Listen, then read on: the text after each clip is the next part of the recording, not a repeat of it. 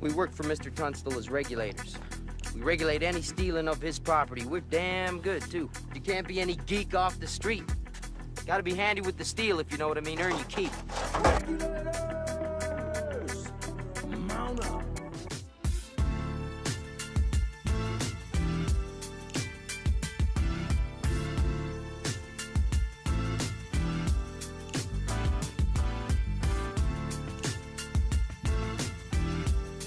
Good evening, family, and welcome to another edition of the Political Regulators. I'm your host, your man, Son Giordano, aka Mr. Politics, in the building. Tonight, unfortunately, my co-host is usually next to me, former Mayor Sheila Dixon, is on assignment. But hey, I'm joined by the fabulous former state senator from the 40th Legislative District, my favorite senator of all time, Barbara Robinson. And I am so glad to be with you this evening, and this is Barbara Robinson coming to you, Straight Talk with Barbara Robinson, streaming live from the Gubernatorial Candidates Forum, and we want you to look at who you should be voting for coming up when they start talking, and we're going to bring them to you. So it's so good to be with you this evening, and stay tuned. You are in for a fantabulous retreat. Not retreat, but treat. Again, this is Barbara Robinson coming to you, Straight Talk with Barbara Robinson, aired every Thursday at 6 p.m. On Facebook and YouTube. Glad to be here. Good to have you here. And I'm telling you, family, you can't see it behind us, but you will. All the candidates are in the building tonight. Of course, as the senator said, we're at the Black Caucus, Legislative Black Caucus, and their foundation is having a gubernatorial forum. It's not a debate, just a forum. You're going to hear 5 minutes from each of the candidates. All 9 Democratic candidates are here.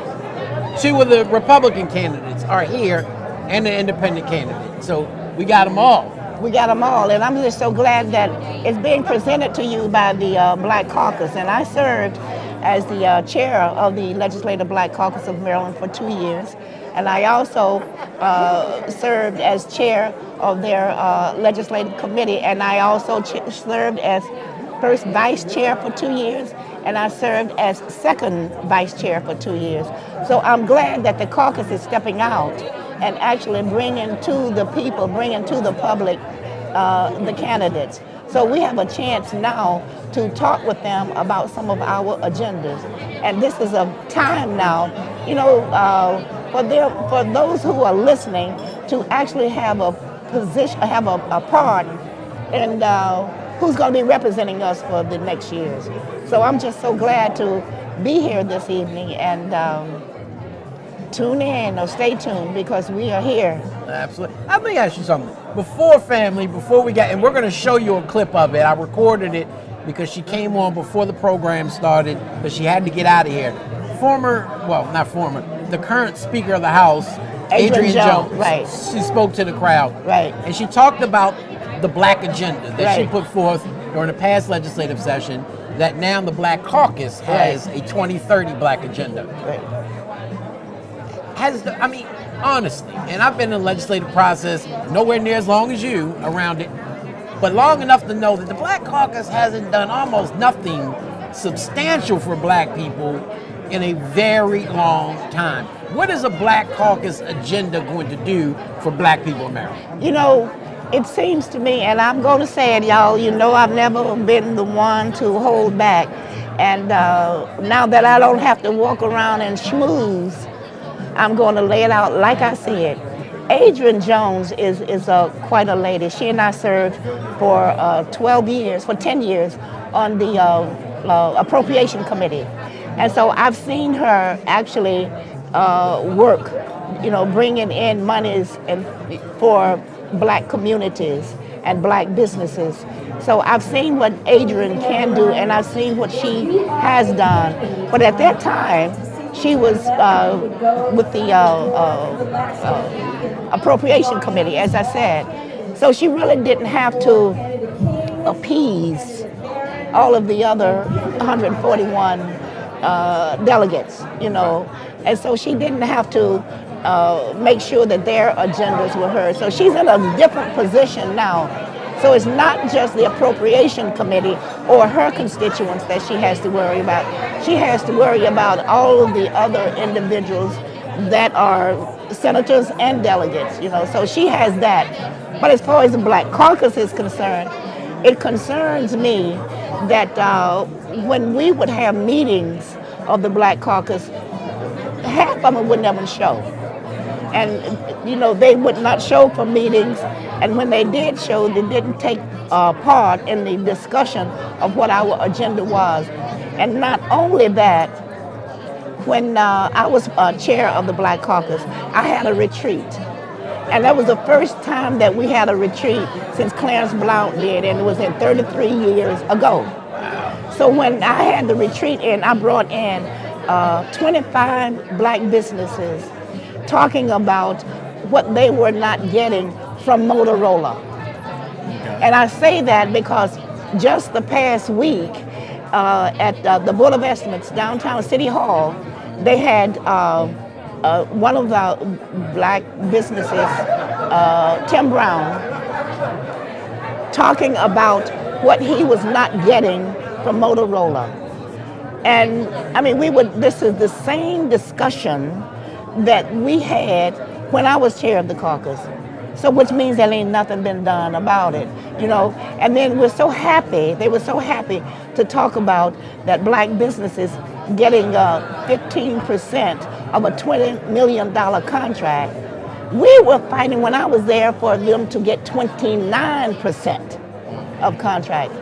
So what really bothers me is that when we come up with all of these great ideas and talk about the issues and how to handle these issues, and as long as one person is in, like Darrell Barnes is president now, so instead of learning what his agenda is, or what it is that he is putting in, when the next person come in, rather than taking on a new agenda, find out what he was doing and bring that one on to fruition. And that's what I see in the Black Caucus, is that rather than finding out what the issues are, or what the issues have been worked on for the past 10 years, 15 years, and bring those to fruition, the next person standing there want to show how great they are. How great they are, and these are what I'm working on. But you have not found a resolution or a solution to what was implemented before you got there. Right. And it bothers me because a number of the Black Caucus leaders that are coming in are first-time leaders. Jazz, and I don't take anything away from Jazz, but when you talk about minority business, Herman Taylor started that before Delegate Jazz got there, about bringing in minority businesses. So when Jazz brought in for minority businesses, rather than going on what we have done, what Herman Taylor did, what I did, he started it anew. And when I went there was only 3 companies there from Baltimore. The rest of them from Anne Arundel, Prince George's County, et cetera, et cetera. So people, you got to look at what's being done, and put some heat behind those who are there to represent us. Absolutely, and I definitely have to say that understanding, and I asked that question as the caucus overall. I do have some faith in Delegate Darrell Barnes, and a whole ton of faith in the Speaker of the House. I supported her from day one to be Speaker, even before she dropped out. Absolutely. And when she dropped out, I told her, she crazy? Right. Why would you do that? That's right. So I was so happy to see absolutely. that she got the position. They got it right with Humbly. her. Yes, They got it right with her. Absolutely They got it right with her. And I'm glad they did. And something else, I think they got it right. When I was there, as I said, I was chair of the Black Caucus. And I was fighting for the chair of the Black Caucus to be there during that whole term. I mean, the delegates and the senators, we are elected to a 4-year term. So when you go in and you become chair of the Women's Caucus or chair of the Black Caucus, and you're only serving 2 terms, that means that you're not able to follow through on what you put in. So I was fighting for that, and everybody was pushing back. No, they didn't want it. But it seems that they got it right now, because I understand that Darrell Barnes has been elected for another 2 years to chair the caucus. I hope that's right. I heard it, so I don't know if it's right or not, but I hope that's right, and if it's not, it should be.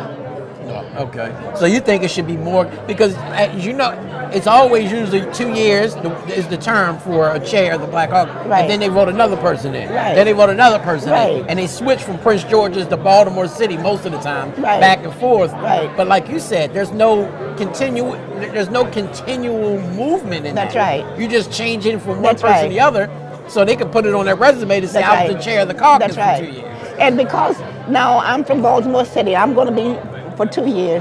You from Prince George's County, you're going to be for the next 2 years.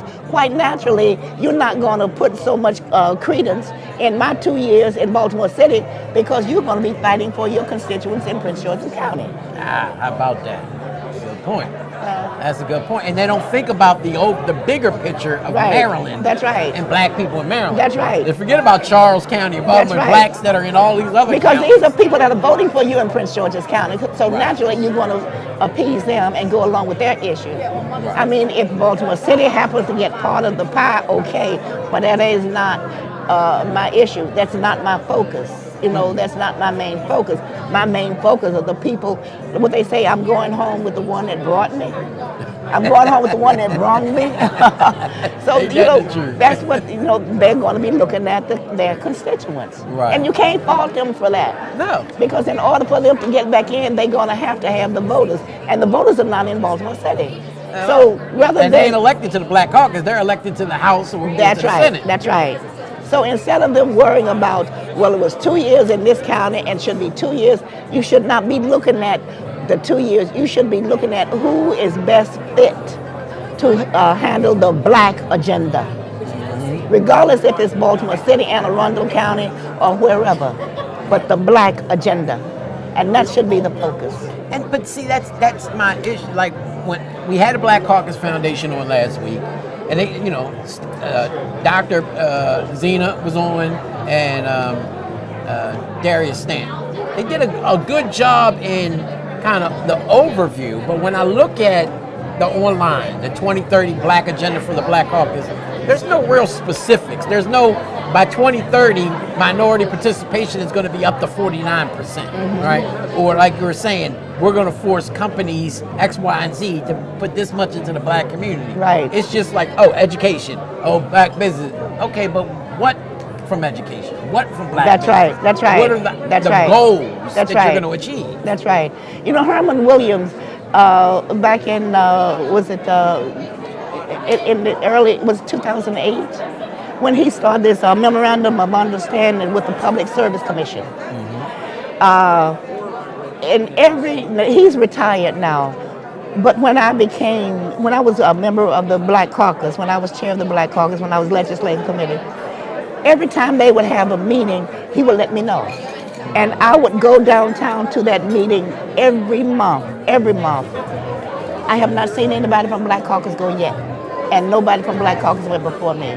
And what bothered me when I'm sitting there, and I'm sitting around this, not at the table, everybody else sitting at the table, I didn't want to be there. I wanted to sit back and listen to what everybody was saying, because the people around the table, none of them look like me. Right. And so when I'm asking questions, and I said, I know that you're probably not going to like what I'm saying, but I'd like to, each one of you around the table, to introduce yourself. What company are you from, and what's your position in that company? So when they did, and after they finished, I said, you know what disturbs me about all of this? I'm glad to see you here. I'm glad to see that you're representing your company, but not one of you around this table can make a decision about the monies that come from your company. How about that? You know, they're personnel directors or president of the financial or whatever, but not one was president of the company. Those are the people who make a decision. So I'm not concerned about you coming in there and the giving me your business cards and you this, you know. I'm not excited. Right. You know, you don't get excited about that. I've been in business for over 35 years before I got to Annapolis. Right. You know, You got that business background, the acumen. And Absolutely. that's the thing. Absolutely. How do you put somebody in charge of business who has no background? and don't understand. You know, when I fought, and Wayne Frazier can tell you how hard we fought. Anthony Brown stood with me to determine the difference between non-profits and for-profits. You know, and that's one of the things that I want to hear from the governors tonight. You know, what's your take on, or will you stipulate that there is a difference between nonprofits and for-profits? And when you so stipulate, what are you going to do to bring in businesses for each one of those? Or tell me what do you know about the difference? Because most of them don't. No, they don't. You know, because Anthony Brown brought me into a meeting, and when I walked in and started talking about the difference between the two, because the governor says what a minority business is, you know, 51% of this, et cetera, et cetera, et cetera. But you cannot be a nonprofit, cannot own, a for-profit cannot own a nonprofit, but a nonprofit can own a for-profit. And then when you start talking about the monies that you're putting into the community, you need to separate. When you talk about the monies that you put into the community for minority businesses, then you need to separate minority businesses from nonprofits. Because the money that you put in for minority businesses should not go to nonprofits. Right. Who aren't paying taxes, by the way, remind you. Absolutely. Yeah. Absolutely. People don't want to talk about that, See, the don't- 501c3 status and what that. Baltimore City would be so much richer if we started charging nonprofits and the hospitals, the Johns Hopkins and all them, That's right. the adequate taxes that they should be paying just like anybody else. That's right. It's ridiculous. That's right. But we're cash poor, but we got rich in land in Baltimore. But they're giving that away. That's true. Past 10 years. That's true. Starting from Stephanie, That's going all the way true. down, they've been giving it away. Have you So received now, a copy of the now we're Black going to be on Agenda? it. We're live on air, but Forgive me. but thank you. No problem. That's right. so sorry We about need that. No problem. See what she handed us, family? A Franco for government. He's here tonight. You're going to hear from him tonight, right? He's one of 9 Democrats that are here tonight. That's your guy, isn't it? You like Peter? I like them all until I hear. I am not going to. Endorse anybody. You're not, Well, you're yeah, not I am. going- I want to hear what they all say. Okay. But I like Peter. I do. You like Peter? I do. I like Peter. I like Peter because when I was a member of the House of Delegates and when I was a senator, he is the only one that ever walked with me through Mondorman. He walked with me through Pigtown. He walked with me up Charles Street, through Reservoir Hill. He came up in Park Heights. And all of these are areas that I represented in the 40th Legislative District. So he, and even up the Langston Hughes Resource Center. Oh, by the way, I want to give a shout out to George Mitchell. Today is his birthday. And I know that George is watching over us from heaven. He's our guardian angel. So, hello, George. And also, Mr. And my son misses that baseball league that he was a part of. And that you were Mr. starting. Crockett. Your daughter told me that just a Yeah, couple minutes. he I couldn't played believe pass that. today. Two huge leaders in Absolutely. Northwest Baltimore community. Huge leaders. So Peter actually came through and he met George. And not only did he meet George, but he helped George get some money in order to do some renovations.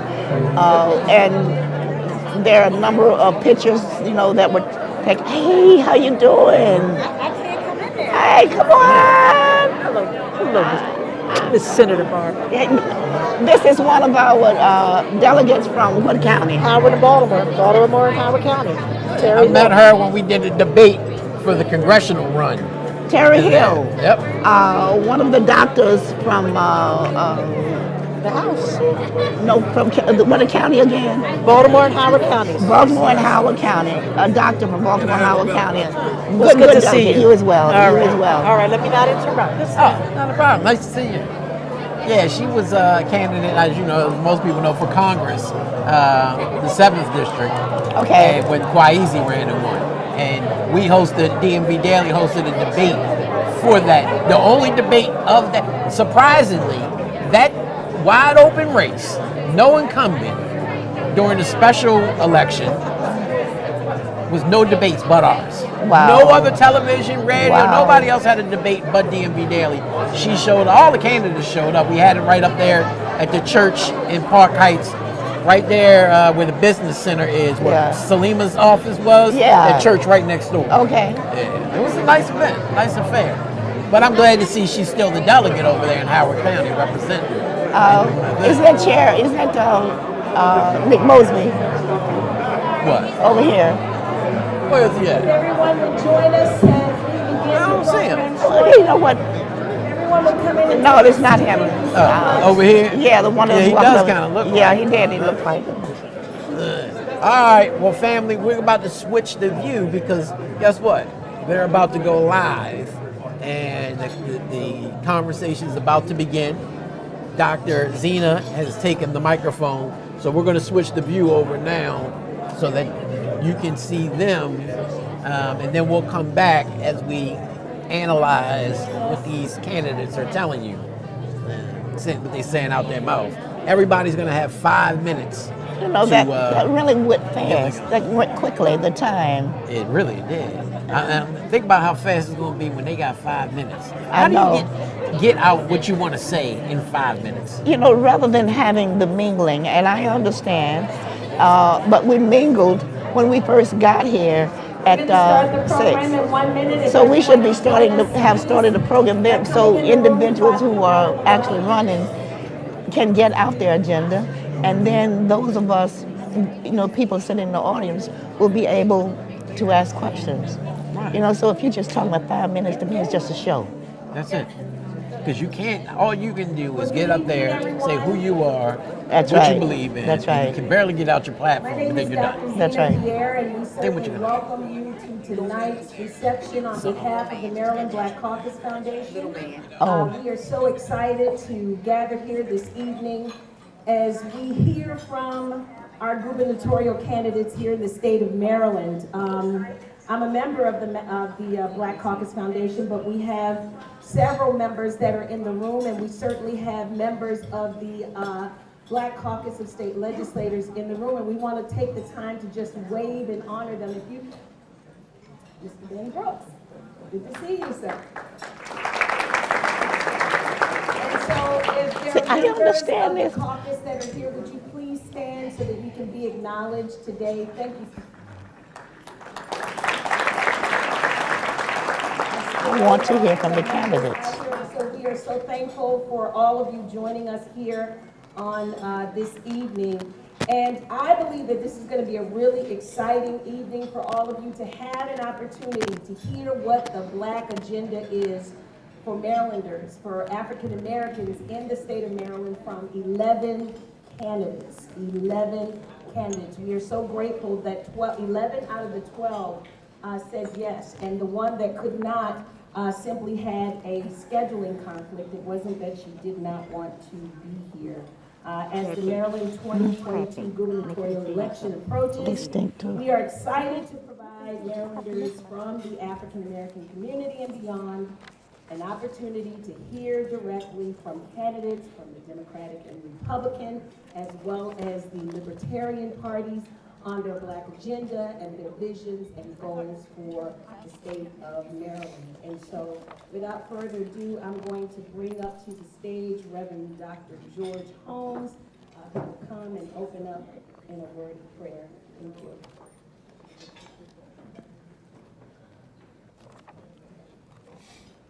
God be the glory.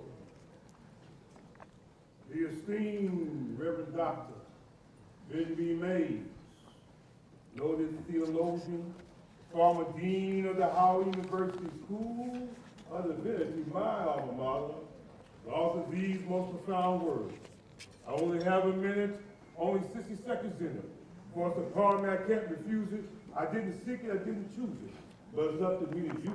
I must suffer if I abuse it. Give account if I don't use it. Time to a minute, but eternity is in it. Bishop once said, there are two ways Touch that lady for a right there for me, leader please. to go through life. Number one, as a thermometer, and number two, as a thermostat. May I have another Thermometer one, please? tells the temperature, Thank you. measures the climate, but a thermostat sets the tone and creates the climate. That's who you are, gubernatorial candidates, Marylanders. You're the thermostat. By your mere presence here today, setting your tone, creating the climate, not only for the great state of Maryland, but for the United States of America, and I dare so say the world, as you continue through God to use your minutes well. Jesus gave parables, which are stories. And so we have one here in our invocation. And growing up as a little boy from Mississippi, I noticed that there were two types of trees. The first type of trees that I noticed was called the palm tree. And what I noticed about the palm tree is that whichever the palm tree goes. In other words, if the wind blows to the left, the palm tree goes to the left. If the wind blows to the right, the palm tree goes to the right. In other words, whichever which way the wind blows, the palm tree goes. But I noticed yet another type of tree in Mississippi. That tree was called the oak tree. What I noticed about the oak tree is that it did not matter which way the wind blows, whether it blows to the left or to the right, the oak tree remains strong. Chairman Darrell Barnes, Maryland Black Caucus Foundation, gubernatorial candidates, all Marylanders, there is one thing that I can assure you, and that is as you change your landscape and promote and advance and enhance the black agenda, there will be wins. Wins come, but wins do go. Wins come, but wins do go because they're never yet seen. Wins stay. So in the midst of the blowings of the wind, you keep looking up unto the hills from which cometh your help, knowing that your help cometh from the Lord. And don't you dare sway from the left nor to the right, but remain strong in the power of the Almighty God. Now God bless this occasion. In Jesus' name we pray, amen.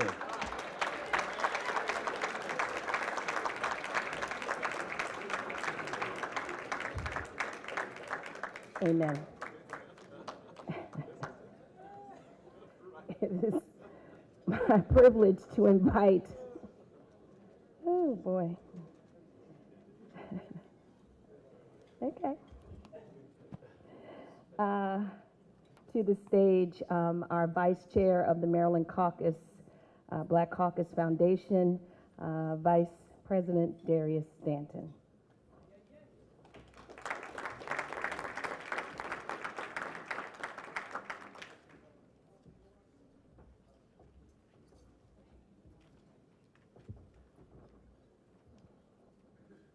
Good evening.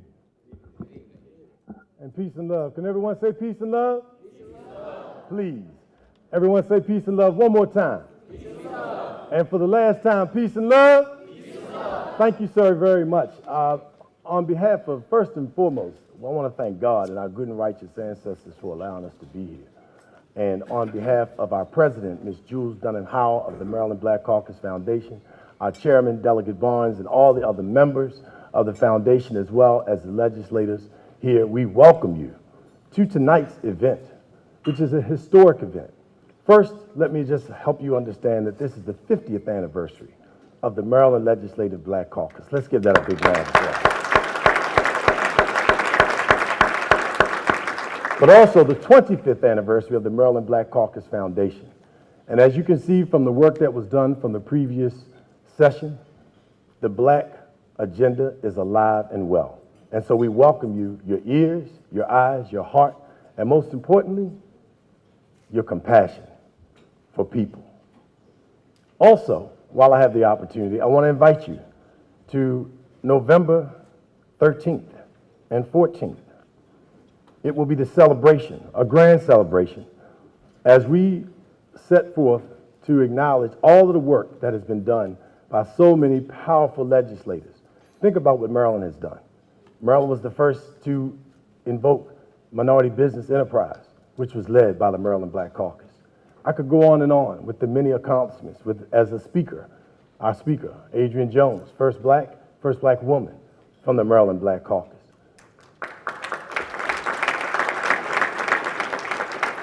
So we need your help to continue the work that we're doing, the scholarships that we're providing for our young people, the listening sessions that we're having around the state to make sure that our voices are being heard in Annapolis. And on this day, on the 12th, Friday from November the 12th, 8 a.m. to 4 p.m., there'll be a virtual conference, a legislative conference for our community, our children, our young people, our leaders, our educators from around the state to participate in that Black agenda. So we'll have speakers, professionals, subject matter experts there. And last year at our conference, we had over 1,000 people attend virtually online. So thank you for joining, for those who were there with us last year. And then the following day, we'll have our keynote speaker for the Business Over Breakfast, which will be none other than Congressman Kwesi Mfume. We're very excited about that because, again, we'll be promoting and pushing the deal with regard to Black business in the state of Maryland. And then our grand finale, it won't be a speech, it'll be a real good time. A VIP reception, a gala and dinner concert featuring none other than Regina Bell. So, ladies and gentlemen, please go online to either the Maryland Black Caucus Foundation, the Maryland Black Caucus website, or Eventbrite and register. And remember, when you support the Maryland Black Caucus Foundation, you support Maryland. Thank you very much. Peace and love.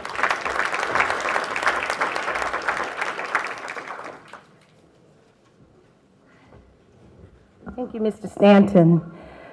And the gala is going to be at Maryland Live. As we are sitting in this really beautiful hotel,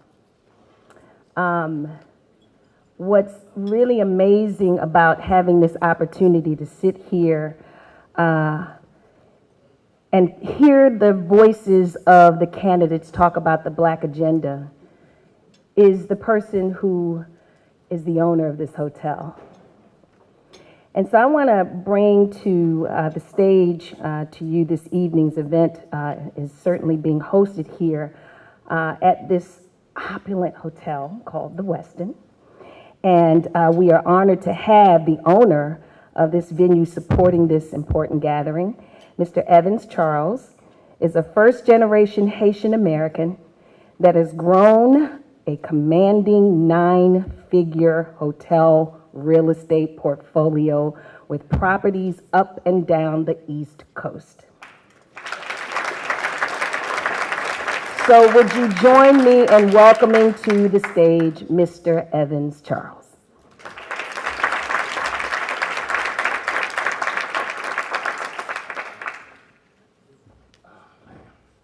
Good evening, everybody. Thank you for those kind words, Dr. Zena.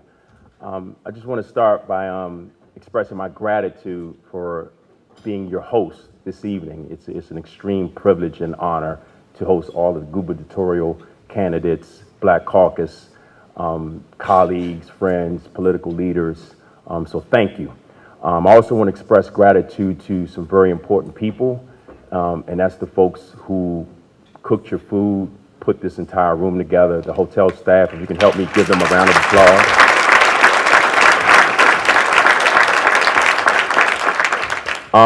I was given 5 minutes to speak, so I have to fill up these 5 minutes. So the way I'm gonna do it is I wanna speak to the gubernatorial candidates and on behalf of other real estate entrepreneurs and Black entrepreneurs here in the state of Maryland. We own 3 hotels here in the state, 2 in Prince George's County and this one here. And when I think about what would we want as a part of your agenda moving forward, I want to start by thinking about what can we do to create a win-win situation. So by default, I hope by mere fact of us raising capital, taking risks, going into communities, creating jobs, creating tax bases, tax revenues for the state, that we're by default a part of your agenda. And in return, what can be helpful for us is obviously we want to close the gap for minority-owned businesses to have true opportunity. That's all we ask for. We just want opportunity. So if I think about, legislation that's going to come about in the future that can have more of a focus on equity inclusion, so more businesses, minority businesses can have access to government contracts, public-private partnerships, people who are in the real estate world like myself, where there's land disposition opportunities for RFPs. We just want an opportunity. I also think about, if I look at the Maryland State Retirement and Pension Fund and all the billions of dollars that are contributed to that by this, one of the most diverse states in the country. 30% of the population here are African Americans. And if you look at the people that actually manage those funds, it's pretty disproportionate from the people who are contributing to it and the people that manages it. So if that's something that's thought about and we want to be really impactful to the African American community, and me as a real estate developer, I know plenty of people who have phenomenal track records. And if the pension fund is going out allocating $200 million to this firm, $300 million to that firm, I know plenty of African American firms that can do wonders with that kind of access to capital. And if you think about $200-300 million of equity and you lever that up with debt, that's almost $1 billion worth of, opportunity to impact communities. And you think about us being minorities and what we can do to give other minorities opportunities for leadership positions, jobs, improving our communities or so. So I just think that that's something that could be extremely impactful to think about as you set your agenda going forward. So I think I've taken up my 5 minutes, and I just want to once again say thank you for this opportunity to host you guys, and I look forward to getting to know everyone and continuing to build a relationship with you. So thank you.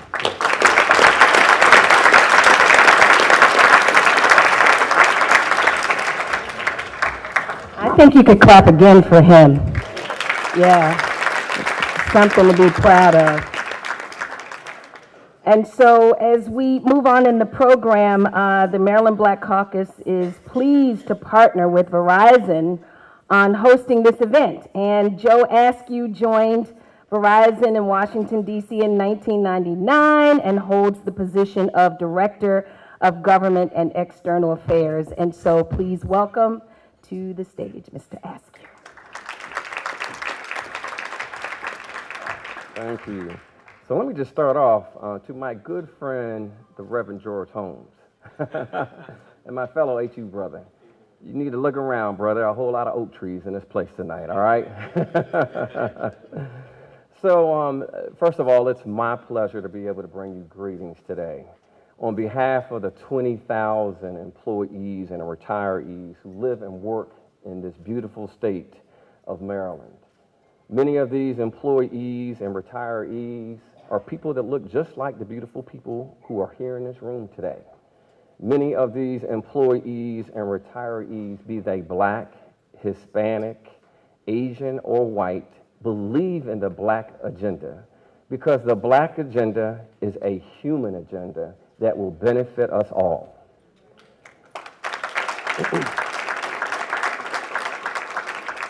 I would like to recognize the candidates, the Democrats, the Republicans, and the Libertarians who are here today. We are happy that they have and that they are willing to share their Black agenda, recognizing the economic, the education, healthcare, and environmental disparities that exist in communities of color here in Maryland and across the country. I would also like to thank the Maryland Black Caucus Foundation and the Maryland Legislative Black Caucus for partnering with Verizon, and also other sponsors like Bruce Bariano. I don't see Steve in here, but Steve from GNS Proctor, because we all believe, again, that the Black agenda is a human agenda that's based upon the principles of equity, fairness, and justice. And I'd like to close by joining the caucus, the foundation, and the speaker by thanking you for being here and demonstrating to these candidates, to these policymakers, and to businesses like Verizon that the Black agenda matters and that what you say, and more importantly, what you do will determine whether or not there will be support and the decisions that each of us will make come June and November 2022. So again, we thank you for being here, and Verizon is very happy to be a partner this evening, so thank you.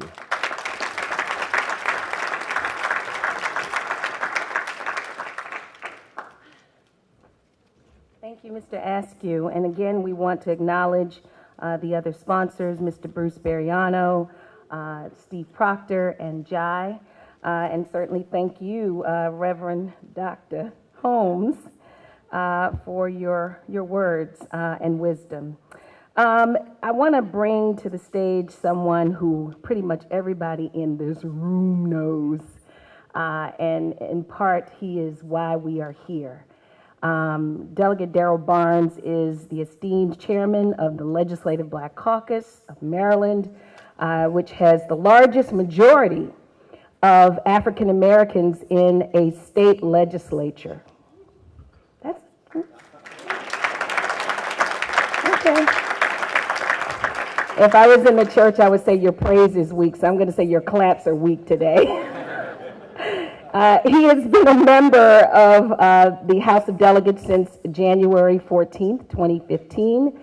He has served as the Assistant Speaker Pro Tem in 2019, Deputy Majority Whip 2017, Board of Directors for the Economic Development Corporation in Prince George's County. And Delegate Barnes is a prolific businessman. He really is. He cares about business in Maryland, and particularly business as it relates to economic empowerment for people of color in the state of Maryland. And he is the founding president of the Bi-County Business Roundtable, and he was most recently honored with being included on the esteemed 2021 Power 100 list by the Daily Record.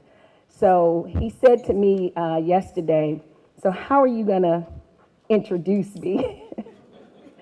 And, you know, whenever I reach out to him and I know I'm in trouble with him, I say, praise the Lord, Delegate Barnes. And he'll, you know, talk back and say, well, praise the Lord, Pastor. And so when I know that he is happy because I've been watching him, I'm just going to say that he is a great, great, great leader. And we are so thankful and grateful to say that we have someone in you. You don't mind getting your hands dirty. We get on Zoom calls with you and you stay on from the beginning to the end to ensure that everything that we are doing as it relates to operating properly in compliance, making certain that everything is covered. Delegate Barnes is always there with us, with the foundation, and certainly in a sound and strong place in representing us in the state of Maryland. And so without further ado, I want to bring to the stage Delegate Darrell Barnes.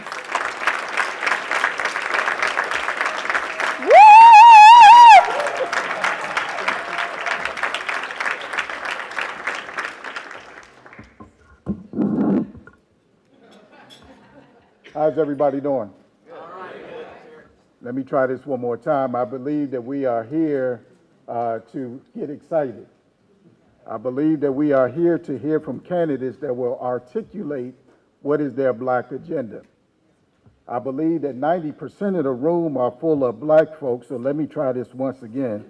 How is everybody doing? It's a little bit better. You know, there is no Darrell Barnes without my parents, but then there's no Delegate Barnes without my wife.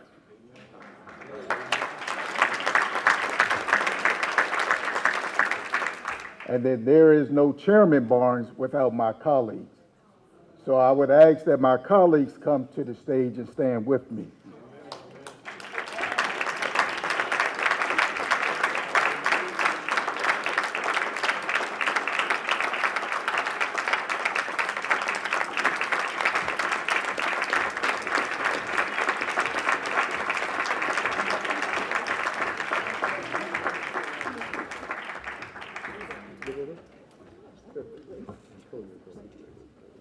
and I wanted them to stand with me because I think it's important that we put things in context.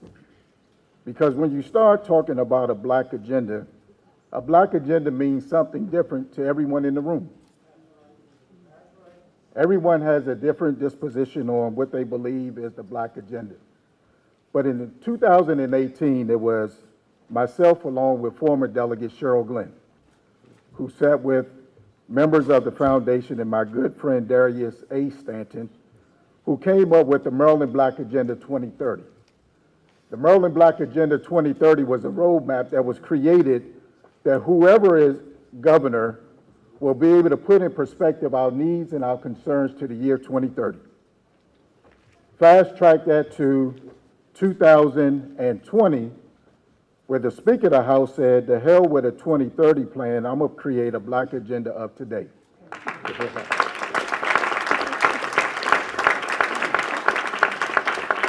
And that black agenda of today really focuses on a couple of things. And one of the main things is equity and inclusion. Equity and inclusion. For some, it means something different once again, but for most of us in this room, it means ownership. And you cannot speak about equity and inclusion in medical cannabis and sports betting and other opportunities in the state of Maryland without talking about ownership. And it struck me, during the Labor Day weekend, I kind of binge watched it, and I watched the movie Godfather of Harlem. And some would say, well, what the hell they got to do with the night? But I want to put it in context where, as I was watching The Godfather of Harlem, and Rashawn, you may remember this because I gave this speech once before, where Malcolm X was talking to Bumpy Johnson. I don't know how many of you all watched the movie. I must admit. But Malcolm X said to Bumpy Johnson, he said, if you're going to invoke a little politics, then you must also invoke a little gangster. And it took me a second to figure out what he was talking about. And I believe that we want a governor who is bold and courageous. That's not afraid to have a little gangster in him when he starts talking about what he's going to do with the black agenda.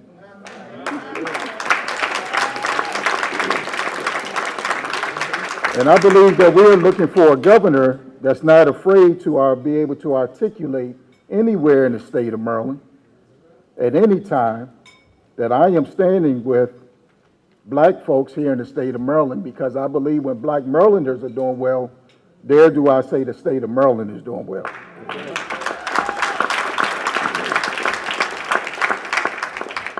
And as I was contemplating what I would say today, I got a conversation with Delegate Derek Davis, who said, if you're going to invoke Malcolm X, then make sure you tell everybody in the room that we would no longer be bamboozled or hoodwinked by the words that come out of their mouth, that we want to see action, that we're holding everybody accountable.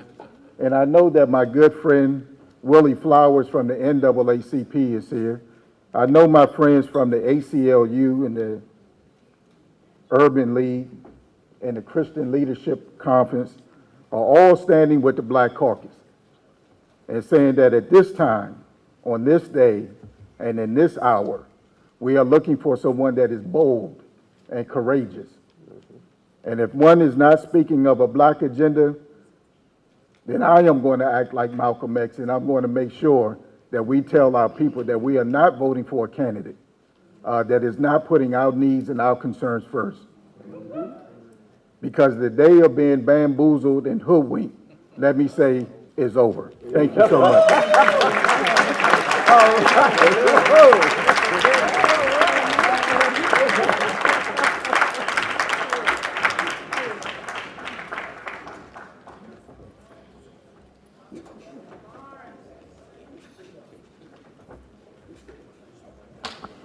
Well, it's showtime. We are pleased to have with us 11 candidates joining us this evening, and they have been selected in random order to share with you their Black agenda for Maryland. We are grateful that each of them have taken out the time to come and allow us to hear. We have people who are viewing this by way of Facebook Live, as well as the Maryland Black Caucus Foundation.org website. And so please put your comments in if you have questions in the chat, and we can make certain that after this ends, we can get those questions to the candidates. And so without further ado, I'm going to call up the first 3 candidates. Our State Comptroller, Mr. Peter Francho, will come first, and then the former County Executive, Rashawn Baker, and then after that, Mr. John King. We want to do a couple of housekeeping notes. No jeering. We are all here to be respectful to one another and the views of each of the candidates, and so we want to honor that. And so you can feel free to clap, but we ask that you hold your opinions if they are adversarial and unkind. Amen? Amen. Amen. Mr. Francho. Thank you very much. I'm delighted that Reverend George Holmes is not on the ballot. But let me just single out Chairman Barnes, because he has been, for me, the stimulus for developing a Black agenda.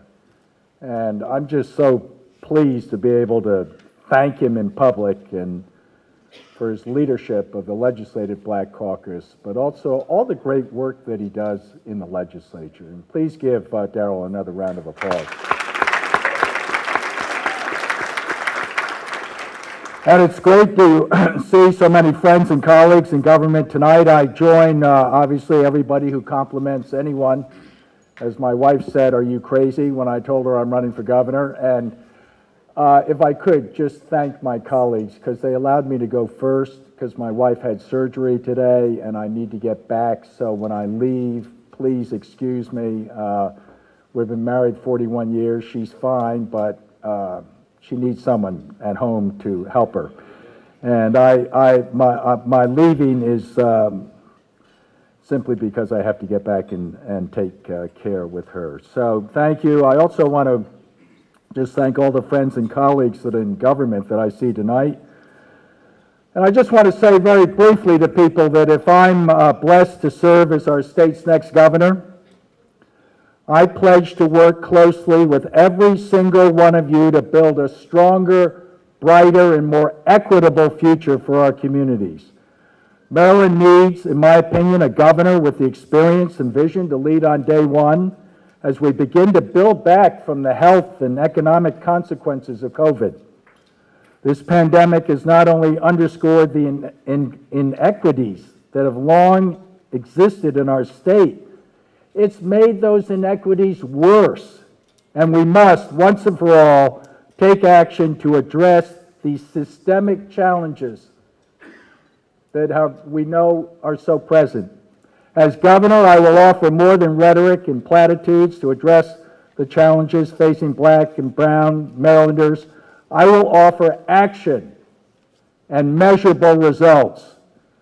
I'm proud to be the first, and to my knowledge, still the only gubernatorial candidate to release by the deadline, I believe it was September 15th, a Black agenda, which outlines bold, pragmatic policy solutions that we will begin to implement on my first day as governor. This focuses, it's titled A Level Playing Field, a concrete plan for economic, social, and political equity for Black Marylanders. But the entire thing focuses not just on providing access to economic opportunity, but as a pathway to economic ownership. We will accomplish that by increasing our state's MBE goal by 50%. And once and for all, we're going to hold all the agencies accountable get rid of this abuse of the MBE program by the constant stream of waivers. We're going to get rid of that or limit it very strongly. We're going to accomplish this by making homeownership a reality for hundreds of thousands of Marylanders by providing state-backed mortgages. I'm thinking of Miss Brenda. She's a security guard outside of my office down in the Treasury building for the Department of General Services. She's been there for years. She's a friend of mine. I say to her, "How are you doing?" She says, "My God, my commute's an hour and a half because I can't afford the rents in Annapolis."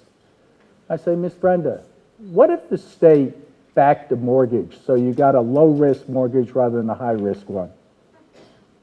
Wouldn't that, if you didn't have to pay 20% down but pay 2% down instead of a high interest rate, low interest rate, you could buy a home near Annapolis?"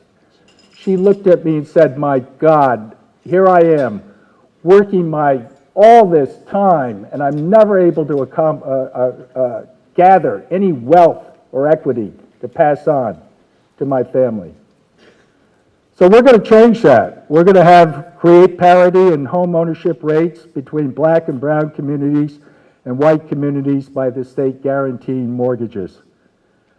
We're also going to provide a pathway for economic ownership by saying to young adults all around the country and also the ones here, we're going to forgive your student loan if you live. This is obviously we have to do something to get something from them. If you live, work, and pay taxes in Maryland for at least 5 years, we're going to forgive your student loan. And we can do that without using the operating funds and without using the debt capacity of the state, but simply by using the guaranteeing power of the state. We're going to, once cannabis is legalized, the industry will contribute under my leadership to the economic growth in communities that have disproportionately borne the brunt of enforcement for cannabis-related offenses. This pledge includes this specific pledge setting a floor of 40% participation for MWBEs to keep participation in line with Maryland's demographics. We're also going to create 100,000 good-paying family-supporting jobs in the first 100 weeks of the Franchot administration, partnership with labor unions, the private sector, and our nonprofit organizations. Each job is going to represent a path to the middle class with good health care. And we're going to have a special focus on disinvested communities and those leaving the criminal justice system. Why should zip code 20743 in Prince George's County have the leading disparity in health care in the entire state? We can fix that. We're going to accomplish all these goals for economic ownership while the Franchot administration advances other policy priorities like continuing to advance criminal justice reforms, expanding access to affordable quality health care, advancing long overdue public transit investments that connect communities to jobs, including reviving the Red Line in Baltimore, ensuring every child, regardless of color and zip code, has an opportunity to receive a world-class education in safe and healthy classrooms, and by creating a cabinet-level Department of Diversity, Equity, and Inclusion with an important mission of not only identifying areas of improvement internally within state government, but proposing policy reforms that will lead to equitable and safe communities. Why should some communities like East Towson have all these commercial activity in their residential area? I'm going to conclude just very quickly. If some might question whether I can deliver on bold ideas, because everybody's skeptical. For decades, politicians have made promises to win elections, and then they've failed to deliver on those promises once in office. Leaders in your community tell me time and again that they're tired of these broken promises. I've been around for a long time, and many of you know that I'm not the same old, same old. I speak out when it's difficult because I'm interested in results, not rhetoric. And I have a track record of governing to prove it. On day one, Franchot administration, along with my lieutenant governor, who will be the first black woman elected to statewide office in Maryland's history, will begin delivering on these commitments. The opportunity to serve our state as its 63rd governor, that's going to be the capstone of my career. I have no higher ambition beyond the governorship. I'll wake up every day energized and committed to doing what's right for the state of Maryland, making it stronger and safer and more prosperous. I will serve our state and do right by communities that have long been taken for granted. With your help, we can and will build a future for our state that we can all be proud of, one where all Marylanders have a level playing field to succeed and contribute to a state that we all love. So God bless each of you. And Reverend Holmes, again, I'm glad you're not on the ballot because you are unbelievably powerful and compelling. And thank you all very much for indulging me as far as I have to leave early. And God bless each of you. Thank you.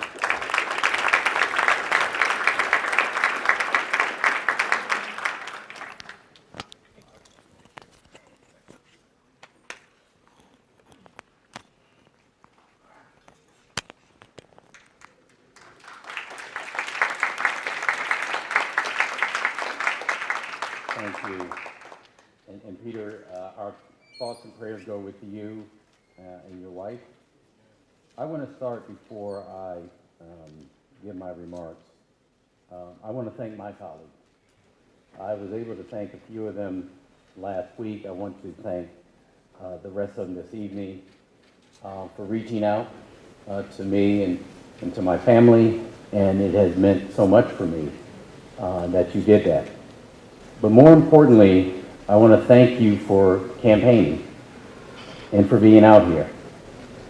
If anyone knew, and some of you do know and have known Krista Beverly, you would know that she would want you to do exactly what you're doing.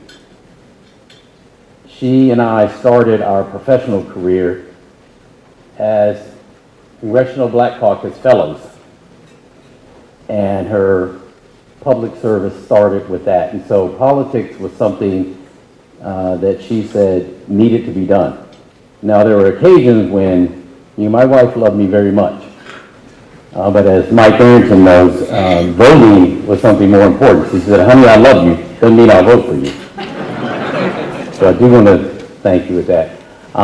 To Chairman Barnes, to the members of the Maryland Black Caucus, one, it is good to be back home. As a former member, I remember what the caucus was like back in the 90s. I want to thank all the past members and the current members for your vision. I certainly want to thank Talmadge Branch, who actually started around that time that we came up with the foundation, and it has blossomed, and certainly under your leadership, Sarah Barnes, Delegate Barnes, Chairman Barnes, it has grown. You know, this is an interesting topic, and I actually started writing stuff before this event.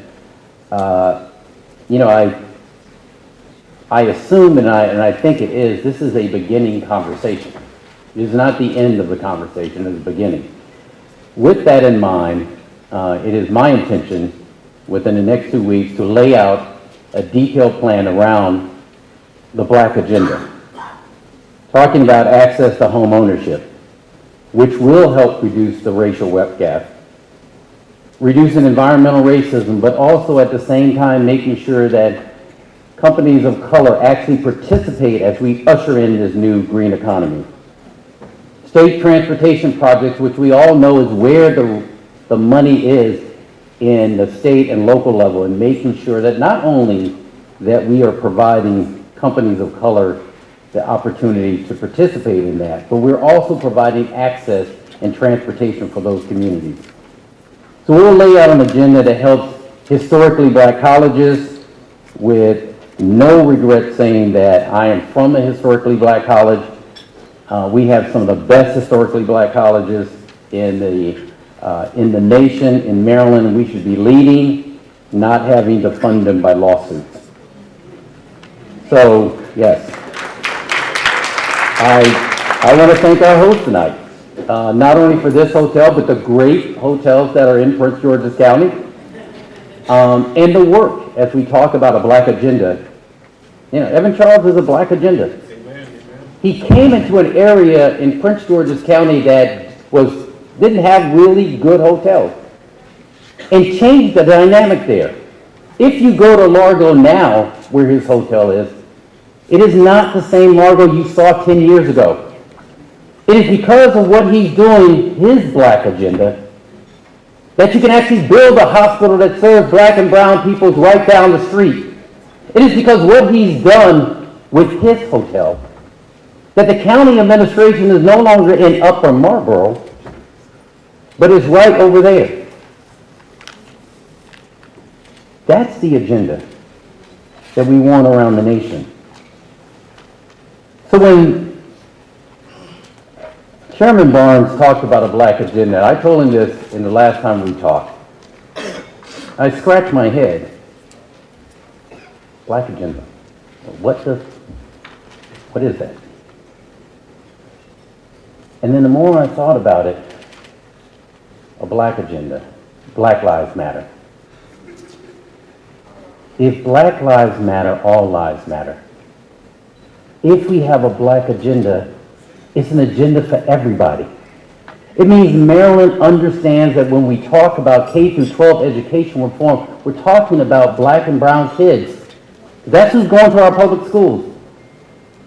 When we talk about a black agenda, we're talking about opening up opportunities for the business community. That means people of color actually have access.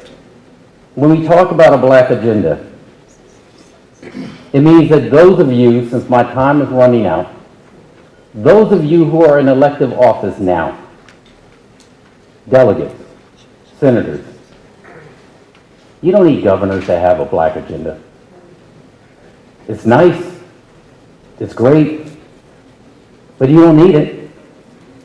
Because people like Pete Rollins, Clarence Blount, people who came before you did everything in their power so you would be the black agenda. So you would have it in your power and expertise to actually change the force and the way that people's lives matter around here. So if I walk away, as I walk away, I want you to know this. I support you. But more importantly, I want you to exercise your power. Let me just close with this. You said Delegate Derek Davis. That's an example of a freaking black agenda. Chairman of Economic Matters understands how to get a bill from this to that. That helps change lives. The Speaker of the House. So the black agenda is Maryland's agenda, and it's America's agenda. Maryland has never followed. Maryland leads. You're leaders. Let's lead. God bless you.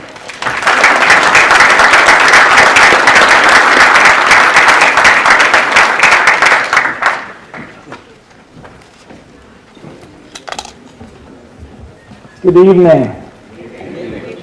I want to thank Chairman Barnes and the Black Caucus Foundation for the opportunity to speak with you tonight. And I want to start by grounding my vision for the Black agenda in my lived experience. Because I come to my agenda and my priorities from the experience of knowing that public institutions can be transformative in people's lives. I know that because of the role that schools played in my life. When I was a kid, both my parents were educators. They both passed away when I was little. My mom when I was 8, my dad when I was 12. The only reason I'm standing here today, the only reason I'm alive today, is because of great public school educators who made school the one place in my life that was safe and consistent. My father, when it was just me and him, was struggling with Alzheimer's. So I know what home would be like from one night to the next. The one place that was stable was in school. And so for me, the Black agenda begins with education because I know how foundational education is, not only for our community, but for the future of our economy and our democracy. I also come to the Black agenda having been a kid who was kicked out of high school. Because like many young people who experienced trauma, I struggled in high school. I was angry. I was angry at my parents, angry at adults. I got in so much trouble, I got kicked out, and it was because folks gave me a second chance that I'm standing here today, that I became an educator, had the opportunity to be a teacher and principal and serve as Secretary of Education for President Obama. And I come to the Black agenda from my family's experience with the complicated history of race in Maryland. My wife and my daughters and I, we live in Silver Spring, Maryland, 25 miles from where my great-grandfather was enslaved in Gaithersburg. The property where he was enslaved still owned by the family that owned my family, that enslaved my family. The cabin he lived in as an enslaved person with his family still standing on the property. And I've had the opportunity to stand inside of that cabin and contemplate that so many of our inequities today can be traced to that history of slavery and segregation and redlining. But also to contemplate standing in that cabin, the reality that in my family we went in 3 generations from enslaved in that cabin to serving in the cabinet of the first Black president. That's what's possible if we create paths to opportunity. And so for me, the Black agenda is about that. It's about building on the blueprint for Maryland's future, investing in all of our schools, particularly those that serve our students with the greatest needs. But we have to do more than that. We need universal access to affordable quality child care for all our families. We know that women disproportionately are leaving the workforce. Disproportionately women of color, Black women, are leaving the workforce because they can't find affordable child care. We can solve that in Maryland. That's right, we have fathers who are leaving the workforce as well. No, that's right. And so affordable child care is for all of our families. Investing in education also means investing in our community colleges and our HBCUs that are a path to economic opportunity. Those green jobs that are coming, we can get there, but we have to make sure that students have access to opportunity. We've got to change our economy and ensure that small businesses have the opportunity to get access to capital. We should create a state bank the way that North Dakota has, that holds the state assets, that makes loans available to small business owners. I was in Hagerstown the other day talking to 2 African-American women who just started a juice bar. And I said, well, how'd you get the capital to start the juice bar? And what they told me was they emptied their retirement savings. They borrowed from all their family and friends. And they were just counting on that they could make enough money to keep going. It shouldn't be that way. We can change that if we have the right public leadership. We have a housing crisis in Maryland. Too little affordable housing. Folks who are about to be evicted. Disproportionately, tenants are Black folks. We need to do more around home ownership, but we also need to do more around tenants' rights. We need to have a package of housing justice bills to ensure that folks aren't wrongly evicted. We ought to make sure that the resources the federal government has allocated protect people with the ability to stay in their homes. We need to look at health disparities. Black women and Black babies are more likely to die because of our failed health system. We have to change that. There are things that we can do. We know that if Medicaid reimbursed doulas, we'd have fewer Black babies who die. We have to reimagine public safety. The Black Caucus and the General Assembly did tremendous work this legislative session on police accountability, but that is the start, not the finish. We have to change how we think about public safety. We have to make sure that we provide mental health services and addiction treatment. That police are focused on stopping the flow of illegal guns and investigating murders, but police aren't sent to jobs they're not trained to do. We have to reform our juvenile justice system. We have to deal with the reality that African Americans make up 32% of the state's population, 70% of the folks who are incarcerated. That is a moral failing, but it's a public policy failing that we can fix. I'll close with this. The Black agenda can't be just a laundry list of policy proposals. It has to be a way of thinking about the work of government. Every bill that comes before the General Assembly should have a racial equity impact statement, just like there's a fiscal impact statement. Right? We have to ask about every decision a governor makes, how will this address racial equity? How will this address our history? How will this ensure paths to opportunity for more Black young people, for more Black business owners, for more Black leaders in our state? We have, I think, an opportunity in this next governor's race to change our direction and to say that our history in this state is going to be more about Frederick Douglass and Harriet Tubman and the path toward justice, rather than the history of Governor Hogan canceling the Red Line project, right? This is an opportunity that we have in this next gubernatorial election to choose justice. I hope you will do that together with me. Thank you for the opportunity to be here tonight.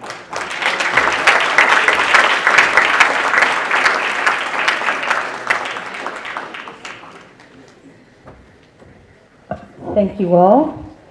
Our next three candidates will be Republican candidate Dan Cox, and after him will be Democratic candidate Wes Moore, followed by Republican candidate Robin Ficker.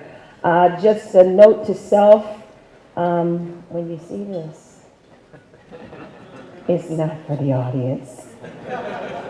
Thank you very much.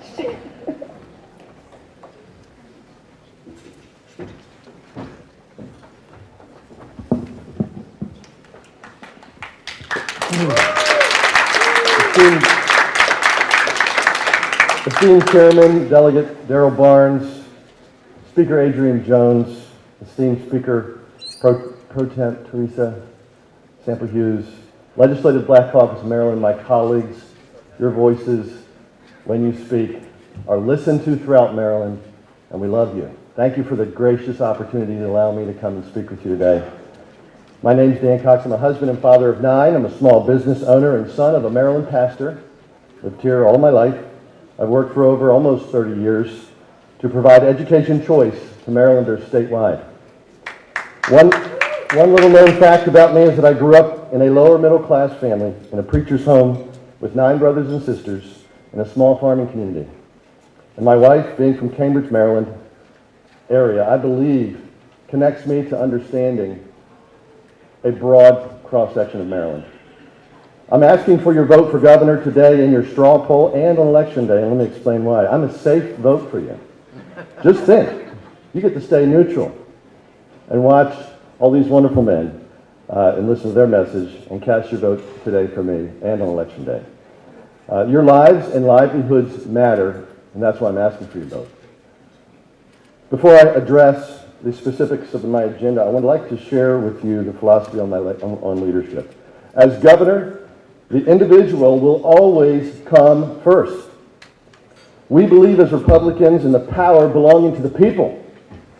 Our unique Republican form of government demands that each citizen's rights must be protected. There are no collective rights. There are only the rights of the individual. God made each of us in His image.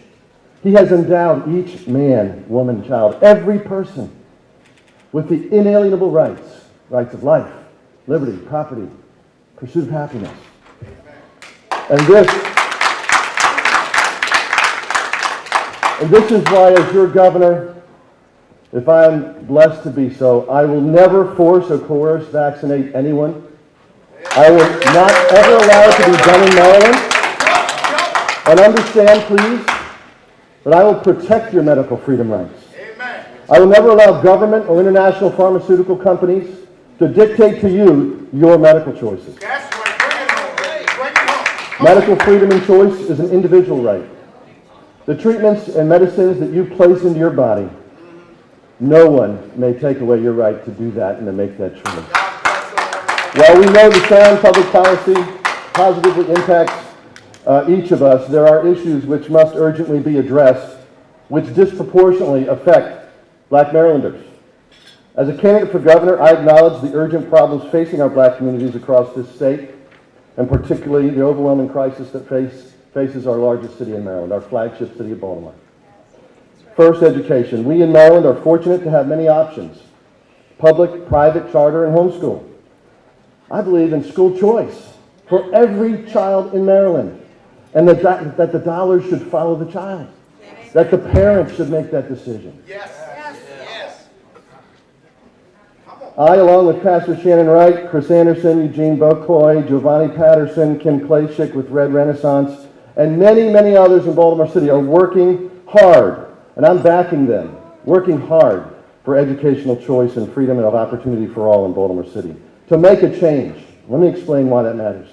Educational options that parents have for children should not be dictated by the Maryland State Education Association, nor the Super Board that we now call the Accountability and Implementation Board under Kerwin, or any school board or entity. The parents should decide the education for their children. And the MSEA and the school board should not be afraid of competition, because education freedom empowers everyone. Everywhere it is tried, even the public schools also improve. We have a monumental crisis facing us in Baltimore City, and it's been going on, as we all know, for far too long. Even after extensive news coverages of the failures of the Baltimore City schools, of many of the Baltimore City schools, and even after accountability boards have been put in place, the North Avenue administration has failed to provide transparency or leadership. Let me be clear, there are some outstanding schools in Baltimore. Parents and teachers are working very hard in the traditional public and in the charter schools to provide an education for their kids. But there are some monumental failures that we have to address. It seems that what is best for the children has taken a back seat to protecting the school bureaucracy, and that needs to end, and on my watch, that will end. Fourth greatest campaign nowadays. Another crisis that faces our largest city is crime. I know I don't have to recite the murder rates. Baltimore, as compared to other parts of the country, my son, my legacy, my future. it's heartbreaking. Peter Boycott, I buried my son, and it's still unsolved. Black Caucus, Peter Boycott, like many black. Continue. It's heartbreaking. I'm sorry. It's heartbreaking. Many of you know, as you do, the situation more than I do. But what I do know is the killing has to stop. It's wrong for us as a state not to do all in our power to eliminate, not simply reduce, the murders. Crime is keeping the people of Baltimore shuttered in their homes. I believe every person, and not just the wealthy, have a right to self-defense and justice from lawlessness. And making the school system fully functional so that all young people are not attracted to crime as the best job in the neighborhood, but rather have an opportunity for good paying jobs right in the neighborhoods. That is part of the answer to this problem. To do that, I think we must lower property tax assessments, which are double in Baltimore City than in most of the other counties. We need to bring opportunity zones back to make small business great again and to make you, the people, empowered to make your money. If we do that, we can lower crime rates.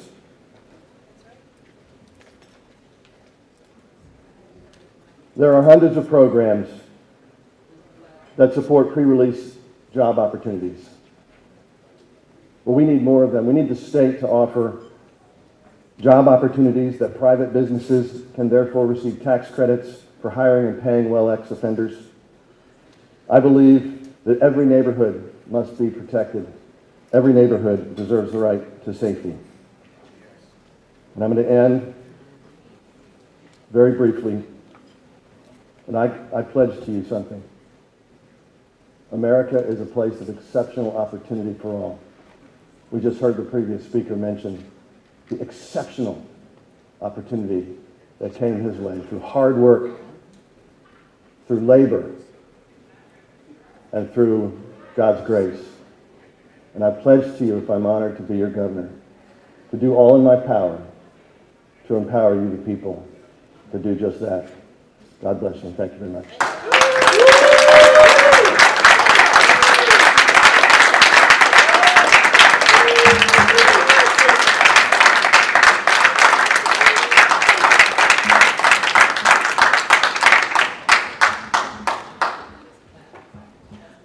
Good evening.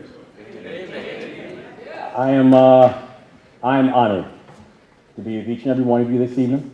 I am honored for the chance and for the leadership of the Black Caucus. And I'm honored to talk about something and an issue that is incredibly personal. I also would be remiss if I didn't start with acknowledging the person who is my light, and that's my wife, Dawn.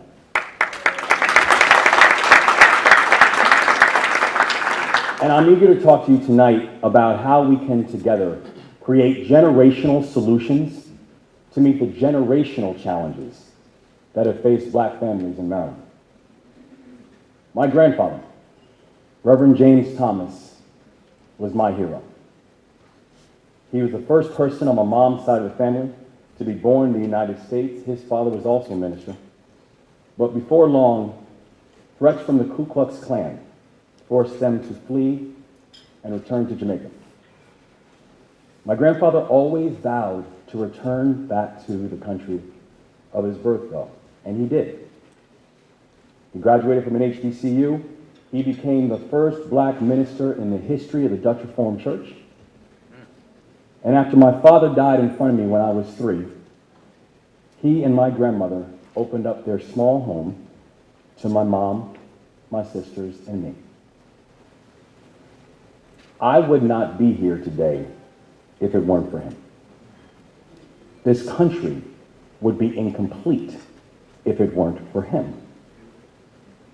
Yet after devoting his entire life to family and God and community, when he died, he had nothing to hand down to his children or his grandchildren.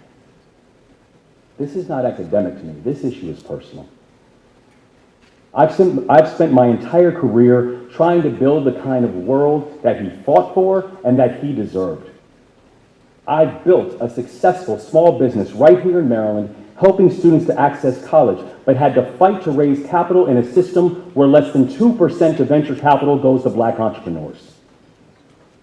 I've led one of the largest nonprofit organizations in this country, where we invested over $600 million focused on economic mobility, launching a $20 million fund to increase investments in nonprofits led by people of color, and launching a national initiative that's bringing together leaders from every corner of the economy with a roadmap to close the racial wealth gap and increase capital to black-owned and black-led businesses. Proudly, I worked with Speaker Adrienne Jones last year on her groundbreaking Black Agenda.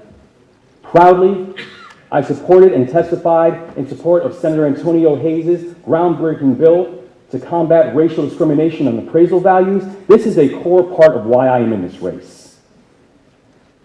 A core part of why I entered, and it's a continuation of the work that I have done for decades in public service. On Monday, I'll release my full plan to unlock economic opportunity for Maryland's black families. This bold agenda focuses on actionable steps that we can take to meet the urgent needs our families are facing. Right now in the state of Maryland, the average white family has 8 times the wealth of the average black family. Right now, the average black worker makes 77 cents to the white worker's dollar. Maryland incarcerates more young black men per capita than any other state in this country. Second is Mississippi.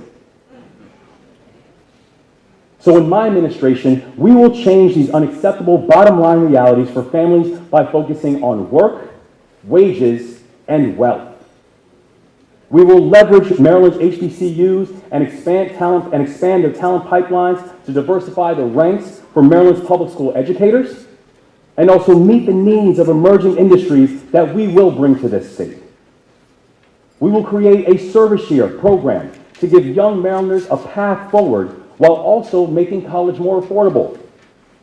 We will interrupt the cycles of incarceration that leave families and entire neighborhoods less stable by investing in a pre-release system that prepares individuals for productive returns to their communities. We will create pathways to home ownership and ensure equitable appraisal values. We will enact true procurement reform that doesn't only lift the benchmark, but focuses on funding, operationalizing, and real enforcement to ensure pathways for both sub and prime contracts for our businesses. And we will partner with corporations in valuing diverse C-suites and boards. This body, the Legislative Black Caucus, is the largest in this country and has a tremendous amount to be proud of, and I am running for governor to be your partner. I'm running for governor because you should not have to fight this fight on your own. And we know these type of issues, they affect everything from where we live to where we work, what type of health care we receive, to what type of positions people think we can hold. In the military, I learned a phrase, and that phrase is this: if you want different, do different. If you want different, do different. And this campaign has the experience, the vision, and the path, not just to win, but to finally unlock opportunities for black families across this state. Right now, we can do different. Right now, we can do different, and we can build a future that our ancestors envisioned and one that our children deserve. Thank you all so much for your time.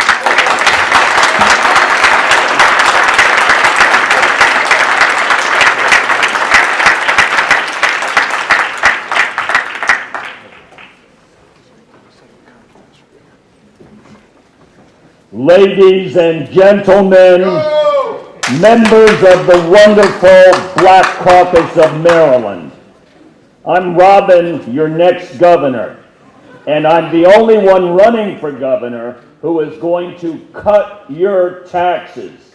We're going to give every mother's child a tax cut each and every day by cutting the state sales tax by 2 cents or 1/3 or $780 per year per household. And what's going to happen when we do that? You'll have more money in your pocket, but also the 4 largest companies in the United States, Google, Microsoft, Apple, and of course, your company that delivers your package every day, they are going to find that Maryland is a good place to locate instead of shunning Maryland. When you're earning a good salary from one of our 4 largest companies, you're not worried about paying your rent. We need to bring those companies in instead of having them locate in Northern Virginia or Raleigh or some other place under the sun. I'll be the first Maryland governor who marched with Dr. Walter Fauntroy and Dr. Martin Luther King in the August 28, 1963 March for Jobs and Freedom. I'll be the first governor who was appointed by Rosa Parks and Jacqueline Jackson to be the general counsel for the National Caucus on the Black Aged.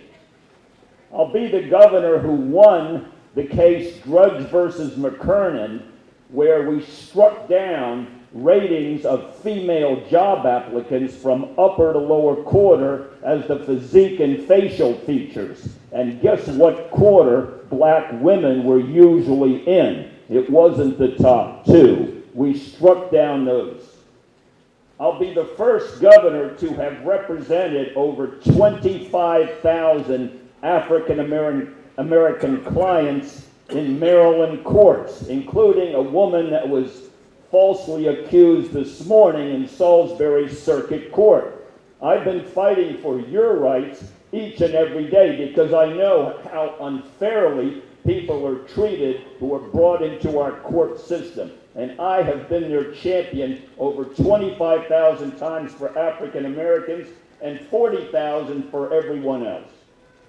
So I'm looking forward to representing you. I'll be the first governor whose parents were born in Africa, who were missionaries throughout Africa, whose dad spoke Swahili and many other African languages, who went with Senator Pastore, a Democratic senator from Rhode Island, Senator Harkey, a Democratic senator from Indiana, and Senator Scott, a Republican senator from Pennsylvania, on those trips and many others to explore Africa and show members of the Senate the benefits of living in Africa and what Africa has to offer.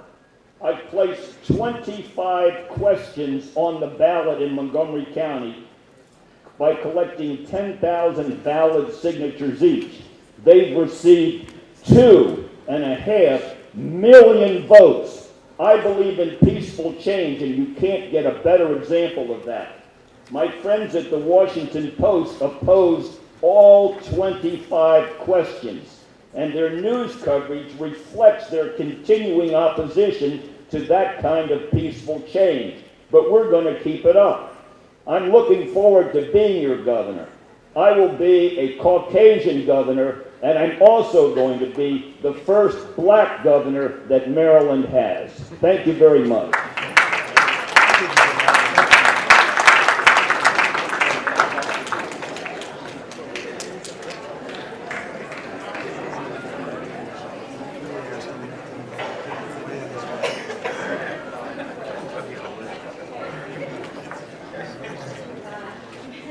Thank you. Next up, we will have Mr. Mike Rosenbaum, followed by the former chair of the DNC, Mr. Tom Perez, and Mr. John Barron. As you all are seated, at the end of this program, we would love for you to fill out this survey form. It will give us some data analysis so that we can sort of hear from you all as to your thoughts about what was shared today from each candidate. And so, again, thank you all for joining us. Mr. Rosenbaum.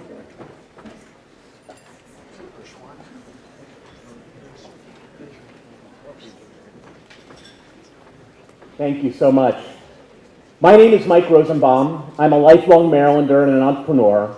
And I'm running for governor because I know we need to think differently if we want to solve the inequities that plague our society. The systems that run our state and our country are not working to solve the most significant challenges that underlie our state. Over 20 years ago, after working in the Clinton White House on economic opportunity, I moved to Baltimore. And I moved to Baltimore to start a company called Catalyte. And Catalyte is based on the idea that talent is everywhere and opportunity isn't. And I moved to Baltimore because Baltimore had a GM plant and a Bethlehem Steel plant. And Bethlehem Steel and GM had provided pathways into the middle class for a wide swath of society, in particular folks who didn't have college degrees. But the jobs were going away, and the jobs that were in growing industries were locking out folks who had been working at GM and Bethlehem Steel because of systemic bias based on race and class and gender. And Catalyte worked to hire people who were pushed out of the workforce, or were making cash under the table, or were earning close to minimum wage and not able to make ends meet. And we identified folks and provided economic support and training and moved folks into jobs where folks could make more money. And over the last 20 years, we've hired thousands of people in pretty much every county in Maryland and many other states. And in folks, at last job, folks made an average income of $25,000 a year. And 5 years later, folks have made an average income of $98,000 a year. Think about that. $25,000 a year to $98,000 a year.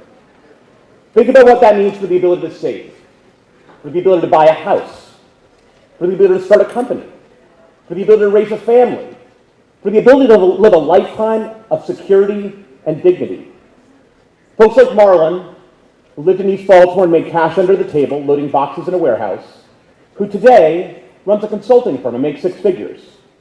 Or Mike, who worked on the midnight shift as a security guard, close to minimum wage, for years, not able to survive. And today, after being through Catalyte, Mike makes 6 figures. He has a house, he has a retirement account, he has kids, and he has 2 rental properties. Because like you, I know that there is just as much talent in underrepresented communities and urban communities and rural communities as everywhere else. But because of systemic bias, based on race and class and gender, folks are locked out of opportunities to grow. Our next governor needs to do 2 things. The first thing our next governor needs to be able to do is create jobs. But not just create jobs that pay enough to raise a family, and jobs that are accessible to everyone, regardless of zip code, or family connections, or whether or not I went to college, or whether or not I was incarcerated. The second thing our next governor is going to need to be able to do is challenge the status quo. I've been spending over 20 years challenging the status quo and rebuilding systems that are plagued by systemic bias. But we're going to need to be able to challenge the status quo that says things like, we can't afford universal full-day pre-K. Instead, recognizing that universal full-day pre-K not only lets our kids live lifetimes of security, but also lets us as parents work.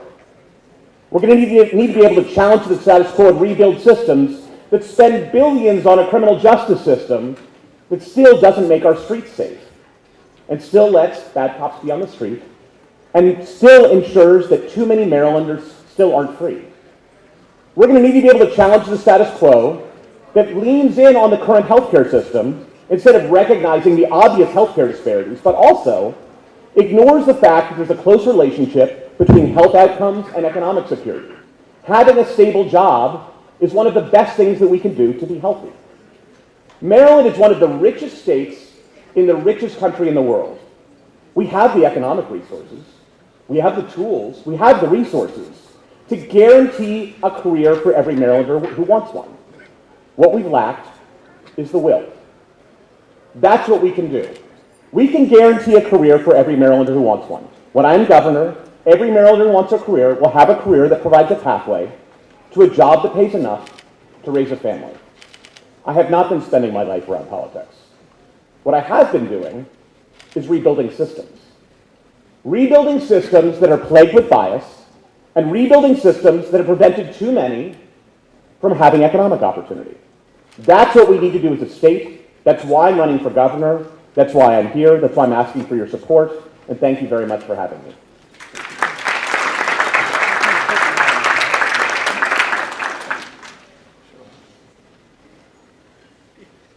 Good evening, everyone. Good evening. It's an honor to be here with all of you. My name is Tom Perez, and I want to again thank Chairman Barnes for his incredible leadership throughout his tenure as chair of the caucus. And I also want to thank three members of the caucus who have endorsed our campaign.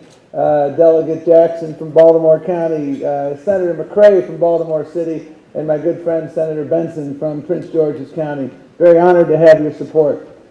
You know, folks, in the spring of 2015, I was your labor secretary. In the aftermath of Freddie Gray, the president asked me to lead the federal response to the situation in Baltimore. And I went to Frederick Douglass High School, about 25 minutes from here in West Baltimore. I went with some cabinet colleagues. And we listened. My mother taught me, 2 ears, 1 mouth for a reason. And I remember vividly what I heard that day. I heard one young woman say to me, you know, Tom, I want to be a nurse when I grow up. But I've never met a nurse before. I don't know what it is. I don't know how to do it. I heard another kid say, you know, I'm a straight A student at Frederick Douglass High School.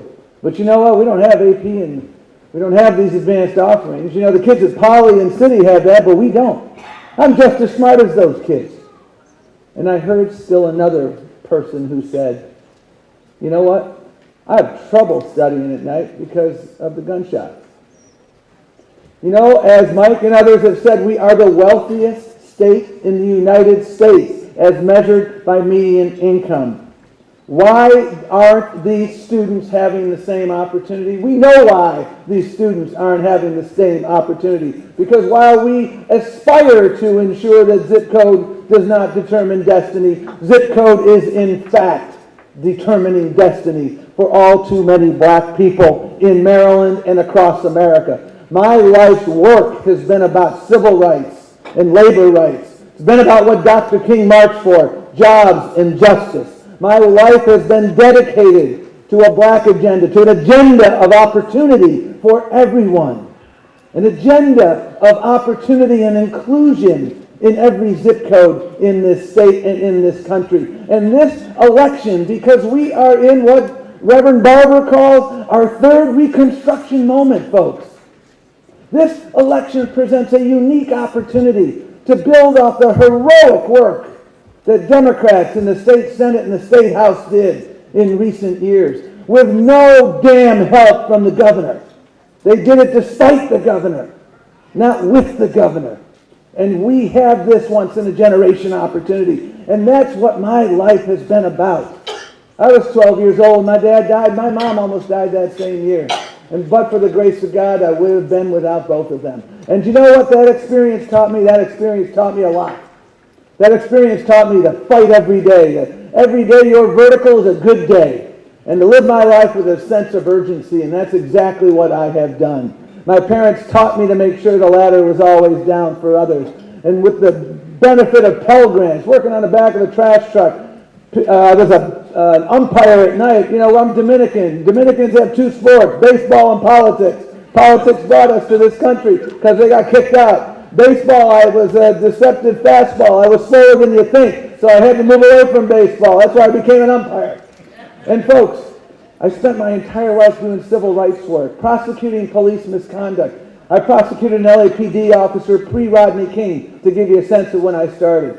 Taking on predatory lenders. The corrosive power of fine print has resulted in the American dream of home ownership turned into the American nightmare for African Americans, Latinos, and I took that on. I took it on as a county council member in Montgomery County. I took it on under Governor O'Malley, and I took it on when I was your Assistant Attorney General for Civil Rights. That was the Black agenda. I went into schools across this country, north and south, that were separate and unequal, and we made sure that people had a fair shake. That was our agenda. That's been my life's work. And you know what? As we think about Maryland's Black agenda, we think about so much opportunity. And I want to say thank you, Mr. Chairman. Thank you, Speaker Jones. Thank you to so many people who put forth the Kerwin Report, because we know what we have to accomplish.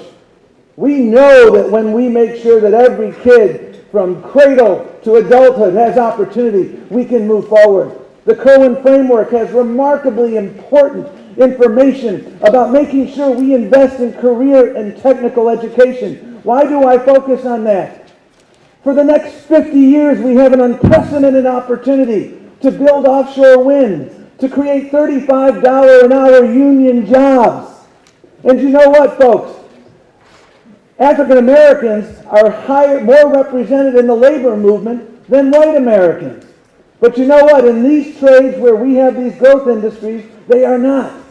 So as we implement Kerwin, we need to pay attention to CTE so that we can make sure that people right here in Baltimore and elsewhere, Prince George's, can have that access to opportunity.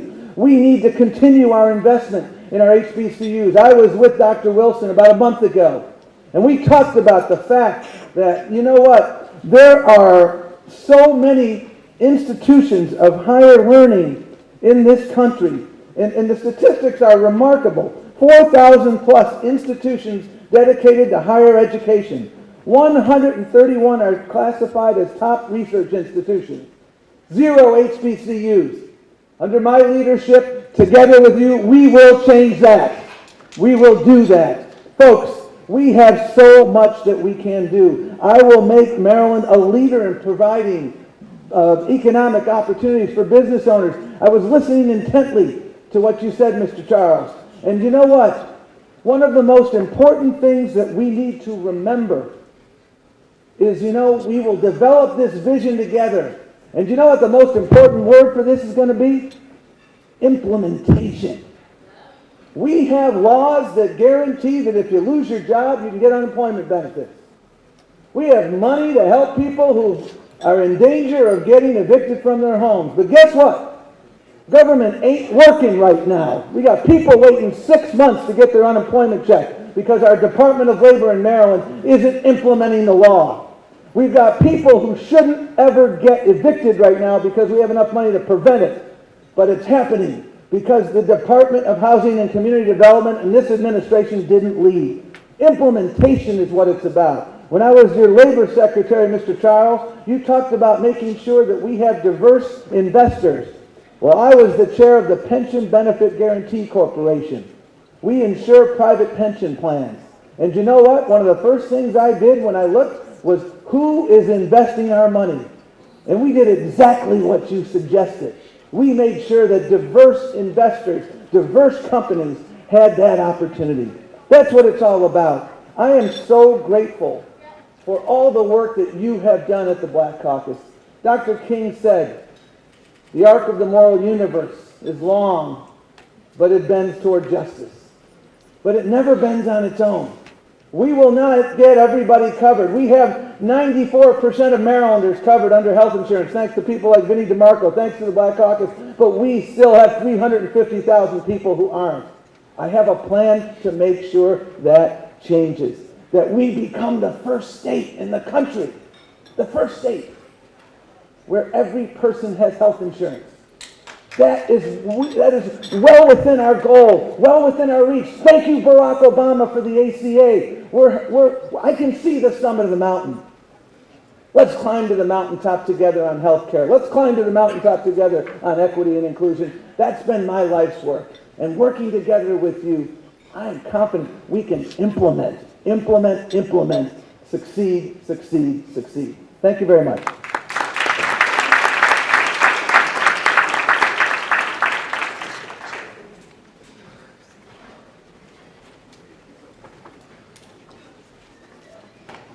I'm John Barron. I'm a longtime resident of Maryland, and I'm a lifelong Democrat. I'm a Democrat because I believe strongly in the goals and values of the Democratic Party, including advancing racial and social equality, opportunity for all, not just the privileged few, and an activist government that's trying to do big things like break the cycle of poverty. But my approach to achieving those goals is very different than other candidates. That's what I'd like to share with you today.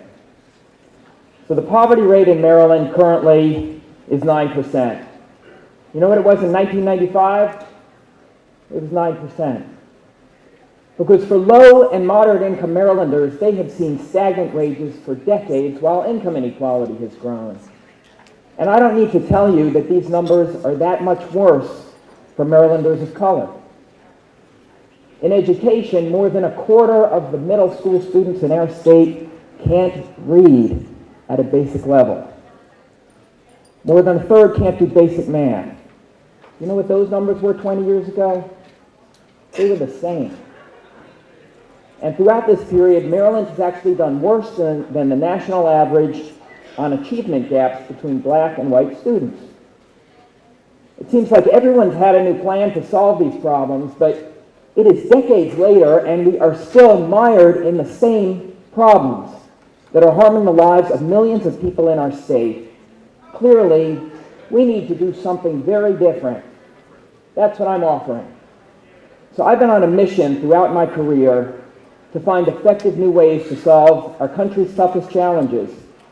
After serving in the Clinton administration, I founded a nonprofit that pioneered a different way forward, where we rigorously test many different solutions and expand those that are most effective. Working with the Bush and Obama administrations, we got major reforms enacted into law that produced big gains in education, earnings, and health care, especially for disadvantaged communities and people of color. Most recently, I headed the largest philanthropic initiative in the country that identifies and expands proven effective social programs. I've been an appointee of Democratic and Republican presidents and have twice been confirmed by the Senate. Now it's time to bring this evidence-based approach that I've spearheaded to Maryland. So when I am governor, we're going to do what's proven to work, like providing high-quality tutoring to every struggling first and second grader in the entire state of Maryland. It's been shown to move them up toward grade level early before their problems become serious in later grades. And we're going to do this by engaging the community, including retirees and recent college graduates, to become tutors for a modest stipend as a public service. We will also partner with businesses across the state to provide effective job training to every young adult in Maryland who wants to advance. Studies show that many job training programs are not effective, but certain types of programs really are. They can increase earnings as much as 40% for low-income young adults of color. The key is to focus that training on fast-growing industries like information technology or healthcare, and to work very closely with local employers to design the training. The employers then provide paid internships to the trainees. So under my plan, the state's going to pay for the training, the businesses will pay for the internships, the economy gets skilled workers, everybody benefits. Now, to achieve these successes, it really matters which programs you choose to invest in. Many programs don't work, but some really do, and they offer a path to a much more effective government. To put it another way, which programs you choose to invest in is not some small detail of government It is the main event. And it can spell the difference between a child who can read and do math in the early grades and a child who struggles throughout elementary school and is never able to excel. Now, in areas where we don't yet have proven programs, we are going to test bold new ideas and expand them if they're effective, like an anti-poverty program for the long-term unemployed that helps them find a full-time job through job search and other assistance, and if they do, offers them a sizable earning supplement. The idea is, if you work hard in Maryland, full-time, we'll help you move out of poverty. As governor, I will focus on what works best for Marylanders. That's why I won't take a dime of money from corporations or special interests. And I will be a full partner with the Black community in solving Maryland's problems. For example, I will appoint a cabinet that reflects the full diversity of Maryland's population, and I will reach out to the Black community to seek input in that process. And when we launch new initiatives, we will include rigorous, independent evaluations so that everyone will see, did this initiative actually improve high school graduation rates or whatever the goal is? Did it improve it overall and for underserved populations specifically? Here's the bottom line. I want to bring a new governing approach to our state. One where we're not just rolling out the next new plan and hoping that's going to work. We have done that. We've been doing that for decades. 20 years from now, will our children look back and say that we faced all of these persistent problems and we just kept doing the same thing again and again? Or will they look back and say that Maryland led the nation? We pioneered a new governing approach based on evidence about what actually works, and that we finally moved the damn needle on stagnant wages and health care and education and racial equity and other problems in our state. That's the future I want for Maryland. Let's do what works. Thank you.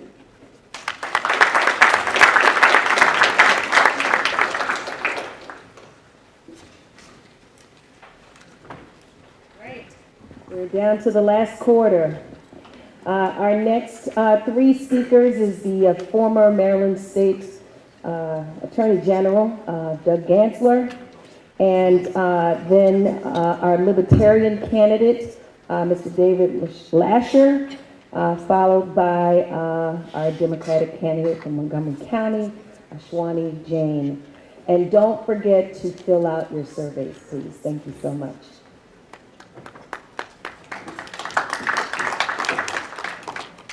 Thank you, Zena, and thank you all for staying. It's been a long night, a lot of hot air, but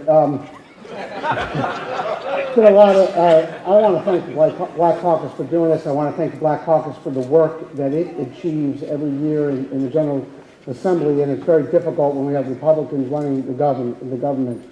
We're fighting against instead of fighting with, and we're going to change that. And I want to thank Chairman Barnes for his vigor, energy, and passion for the mission and the message. And I also want to say to Chairman Barnes that I'm going to talk for one of my 5 minutes about not bamboozling and not hoodwinking, because I think that we've heard a lot of talk, but you got to walk the walk. And so I'm the only person that you're going to hear from tonight that's been in state government. I've been 23 years in government. Most of you, or many of you, know me. You know the content of my character, and those of you who don't, I can't wait to work with you when I am governor. I'm going to talk for a minute about some of the things we did in those 23 years and when I was Attorney General, because I think the reason why that's important is because it gives you credibility to know that what we're talking about up here, and I adopt all the good words that have already been said, so I'm going to try not to go over too many of them. But we started the first civil rights department in the history of Maryland, led by Carl Snowden. We led the country, when I was the head of all the attorneys general in the United States, with the national mortgage foreclosure crisis. And I want to actually take a second of my time to thank Rashawn Baker, who, when we got $32 billion in the United States, almost $2 billion here in Maryland, to keep people in their homes, we fought the big banks and kept people in their homes, the way we're going to fight during COVID recovery to make sure black-owned businesses thrive and minority-owned businesses thrive in Maryland. I worked with Rashawn Baker, and we spent a lot of time figuring out making sure that we kept people in their homes in Prince George's County. We did the same in Baltimore. We started badges for baseball here in Maryland to help bridge the community, the trust between law enforcement and the community. I personally started a lacrosse league in Baltimore City because there wasn't one in Baltimore City. It's not like polo. Lacrosse is the team sport of our state, where kids everywhere else are getting scholarships to go to college. We have almost 600 young men and women. Some of my colleagues here have actually spoken at Charm City Lacrosse, and it's a successful program, the kind of thing that is walking the walk. I wrote a report about diversity in higher education in Maryland and how we can get more diversity, not only with our students, but with our teachers and the people that work at the universities, and pass that around to all the other attorneys general of the United States to say, take the cover off, make it yours, and make sure we're fighting for diversity. We had the NAACP asked me to do a task force on the use of tasers when a young man died in Frederick, and I did that. And we have, I'm not taking credit for this, but we certainly have better and more useful protocols regarding the use of electronic weapons, and no one has died since then, as far as I know. We started a voting rights task force because of the irregularities that happened in the voting in Maryland. We went after the robocallers that told people the wrong day to vote in Baltimore City. So I mentioned all of this, and we went after ground rents in Baltimore, which is this crazy thing that most people don't even know exists. But I say this because it's the kind of governor I'm going to be. When a friend of mine who I went to college with, who owns a black-owned radio station, said, hey, Arbitron is messing with our ratings. They're only going into white businesses to figure out who's listening to the radio, so it's costing us advertising dollars. We went after that, and we won that case. So going forward, I look at DEI as a floor, not a ceiling. It's just who I am. That's why I won the Martin Luther King Dreamkeepers Award for diversity, because in my government experience, we've diversified every office I've had. I remember when I became state's attorney, I was the head of the NAACP Criminal Justice Committee in Montgomery County in 1989. And I said, why do we only have one African-American judge, Lawrence Beard, who I've taught with for many, many years? And they said, well, there's no qualified people running. Well, that's ridiculous. So we hired a lot of minorities, and now many of them are judges. I was the first person to come out in this race in favor of legalizing cannabis. Why? Because too many African-American people are getting locked up on the pretense of cannabis. And when I'm governor, we're going to expunge the records of those who were. We're going to look at why we have so many people of color locked up. I started the first drug courts in Maryland because we had too many young men of color locked up. And we can change that by having drug courts. And we're going to have domestic violence courts. I started the first domestic violence court in Maryland.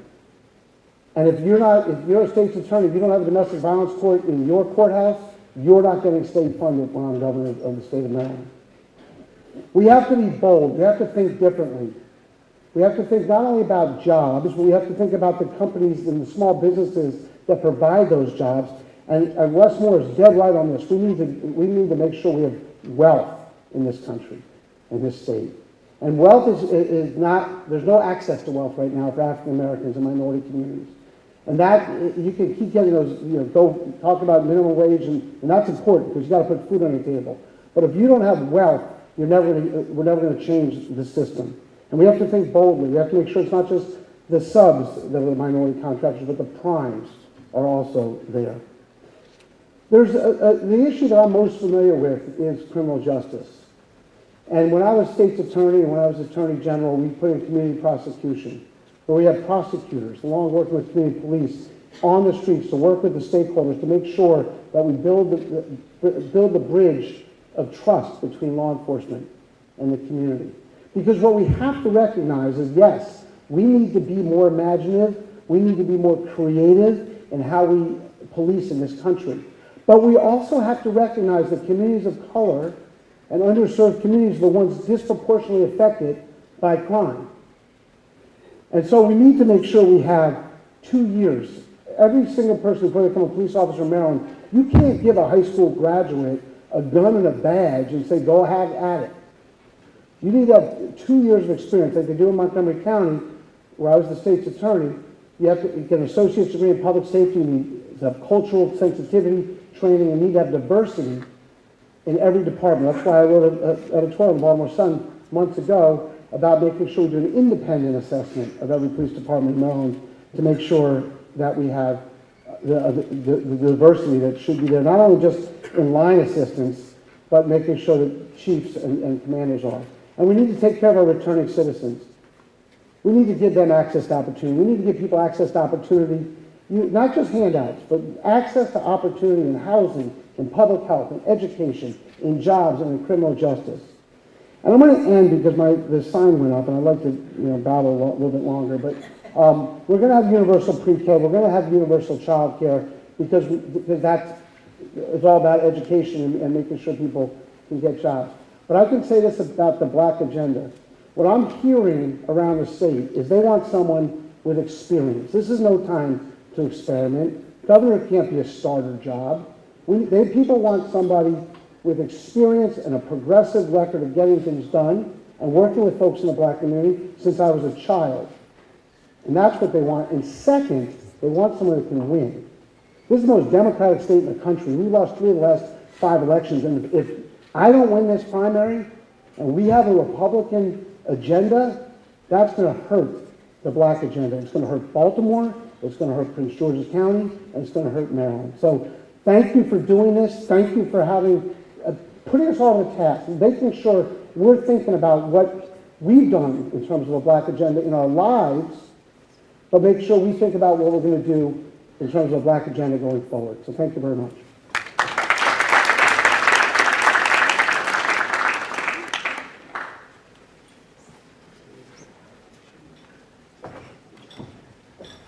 Good evening, and thank you for having all of us here and me from the Libertarian Party. I'm David Lasher. I am, as of Monday, expecting to become the Libertarian Party's nominee for governor for 2022.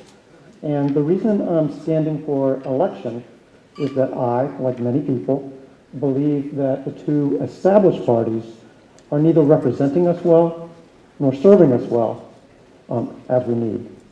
I'm standing as an alternative who is tolerant, an alternative who is responsible, and looks forward to working with anybody who is committed to making a better Maryland for us all. But you probably don't know anything about me. And you probably don't know much about the Libertarian Party. So let me do 3 things. Let me introduce myself. Let me share some ideas from the Libertarian Party that align with the Black Caucus agenda and Black agenda. And let me issue my own invitation for having received the invitation to be here tonight. Okay? So me, David Lasher. I live in Annapolis with my wife, Margaret, and our daughter, who's a young teen, and we've been here for 15 or 16 years. As a professional, what I regularly do for my paycheck is I am an IT executive and leader. What does that mean? I help organizations, businesses, and government agencies to figure out what they can do with information technology and then use that technology to become better at what they do, whatsoever that might be. Okay? So that's what I do. Politically, I started as a Reagan Republican. Right? I began to question that political affiliation with the invasion of Iraq under George Bush, of course. I decided to sever that affiliation with the rise of Donald Trump in 16 and 17. At that time, I was actually serving as a Hogan appointee in top operational jobs at the Department of Health. And from that experience, I want to share with you some learnings and accomplishments so that you know what I care about and what I'm capable of. The problem that I was assigned to lead in 2017, and that some of you in this room, you have encountered me, and the problem was at the intersection of criminal justice and behavioral health. Right? It was the problem of those caught up in the justice system, receiving court orders for treatments for mental illness or substance use disorders, addictions, and having to wait 100 days and more to get those services in violation of law, in violation of constitutional rights, in violation of social decency. I was assigned to address this problem, which has lingered for decades. I worked with the courts. I worked with the Assembly, some of you here. I worked with both sides of the aisle. I had great peers at the Department of Health, and within 3 or 4 months, we took those wait lists of 100 days and more down to 20 days and less. Okay? It was a joint team effort, but I really was the quarterback. Okay? I learned from that and other experiences at the Department of Health. I learned to develop a passion for behavioral health, and actually worked with Jai a little bit. They've encountered me as well. What I would have you take away is that I can work with anybody, and I get things done, and I would look forward to doing so with you. From the Libertarian Party, ideas, specific ideas for getting things done together. Let me start with ending the war on drugs. We've had legalizing recreational cannabis is not going far enough. It is not going to remove the traffickers and the gangsters from the streets. We need to follow the Seattle model, and yes, legalize recreational cannabis and psilocides, but we need to go further with alkaloids and opioids, cocaine and heroin. We need to find a model for controlled distributions akin to what we have with medical cannabis, by which when we have people who are suffering addictions and going out to find what they crave, we can provide them what they crave, but we can provide them behavioral health services as an intervention as well. And we can also, on a case-by-case basis, as appropriate, bring in the loved ones and family of the people suffering addiction to help with healing and recovery. So end the war on drugs. Also, I want to salute the members of the Assembly here for what they did on police reform in the recent session. Long overdue, but there's unfinished business. Qualified immunity. First time you heard that tonight from your Libertarian candidate here. This is an issue that needs to be addressed, and I hope that the Assembly makes it a priority this year, and of course I would make it a priority as governor as well. Lastly, let's talk about schools before I wrap up. I was disappointed when the Kerwin Commission recommendations came out. And the source of my disappointment was that the Kerwin Commission failed to embrace the proven model in this country for excellence in education. And that model comes from higher education, the universities, and it's providing choice. And this is a longer conversation, but my question is, if privilege is anything, privilege is having options available, having choice available to the individual who is privileged. So my question is, why would we deny the privilege of educational choice to historically disadvantaged communities across this state? Right? That's my question. There's multiple tactics we need to take, but let's make sure that we include choice in schools. So that's me. That's a few ideas from the Libertarian Party, some of them hopefully bold. And what I would hope is that, and offer as an invitation from the heart, is that those in the audience, those online, please reach out to me and my running mate, Christiana. We want to not just have monologues like this, we want to have dialogue. We want to come to your church, your forums, and we want to engage in conversation to make Maryland better for all of us sooner rather than later. So thank you for your time.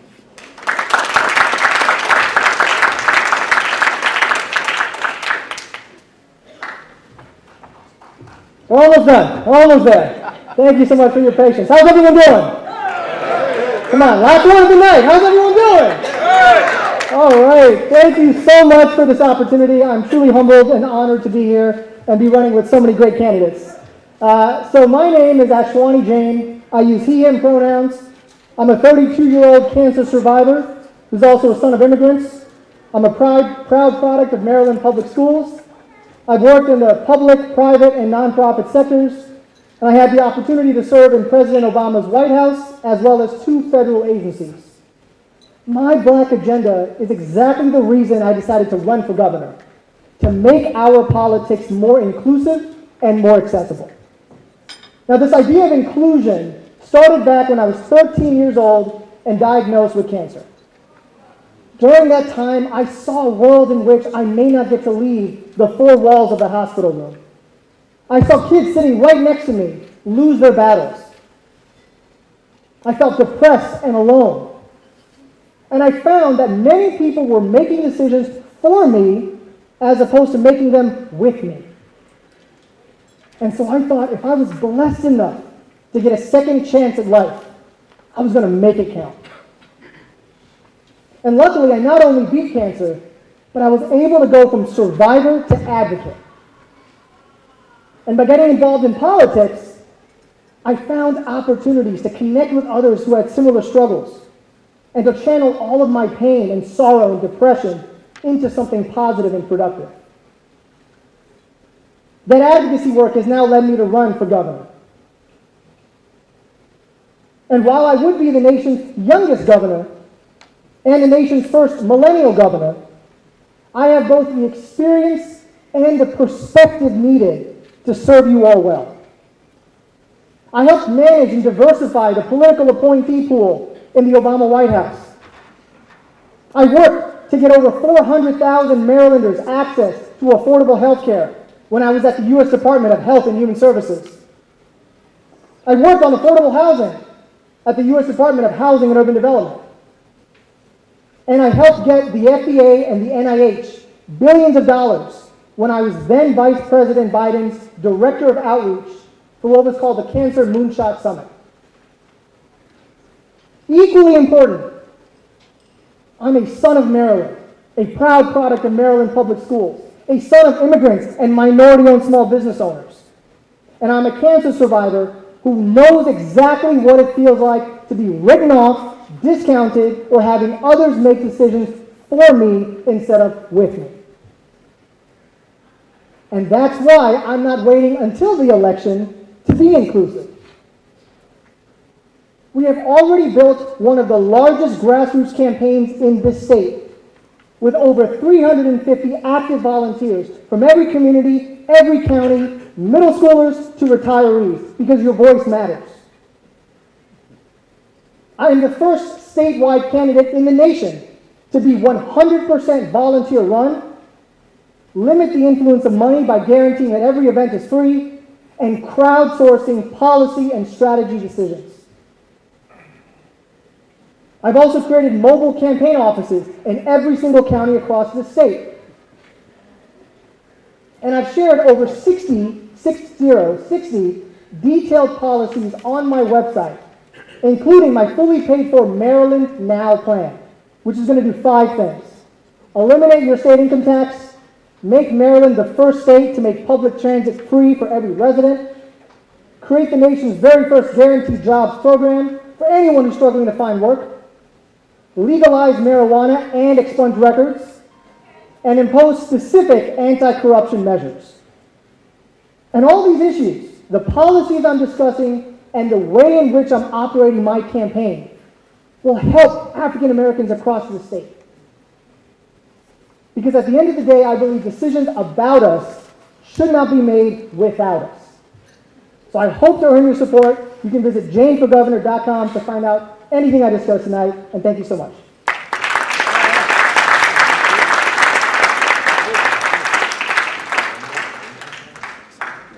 Well, Mr. Jane, you stayed within your 5 minutes. Very good. Let's just give a round of applause to all of the candidates that we heard from tonight.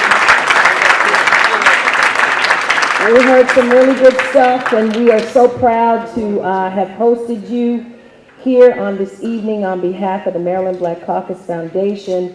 What a wonderful and enlightening evening it has been. And we want to bring Delegate Barnes up. Before I bring him up, you know, we heard a lot about diversity, equity, and inclusion. I do this for a living with building frameworks for government agencies in corporate America. And let me say this to you. Diversity is the mix. It's the puzzle, the different colors within the puzzle. Inclusion is what makes that mix work. The equity pulls the two together. But if there's no sense of belonging, we can talk about equity, we can talk about diversity, we can talk about inclusion, but at the end of the day, it all rounds up to providing an opportunity for everybody to feel like they have a sense of belonging. And so I hope that as each of you have spoken tonight, and you go back and you really fill in whatever you have deemed to be necessary to hear from the people here today, these candidates. We certainly want to hear from you with the Maryland Black Caucus Foundation. We have a comment section on our website, and we certainly would hope that you would flood that website tonight with your comments. We'd love to hear from you.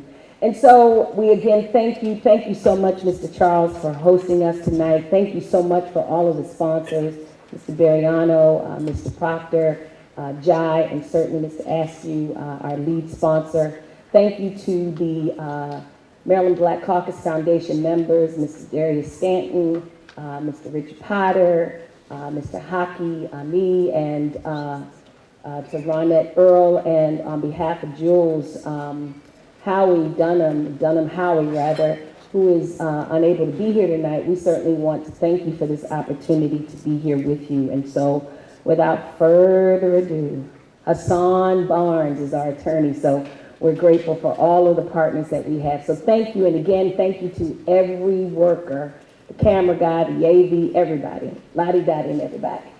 All right, Mr. Barnes.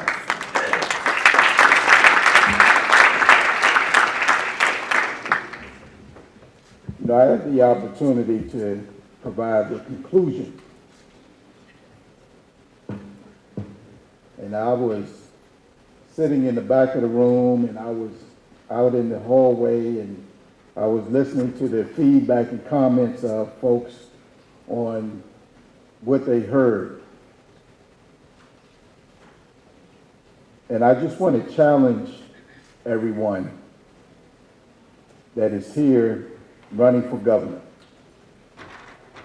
that tonight was all about what is your black agenda. This was not about inclusion. This was not about we're all coming together. This was about what are you going to do for Black Maryland?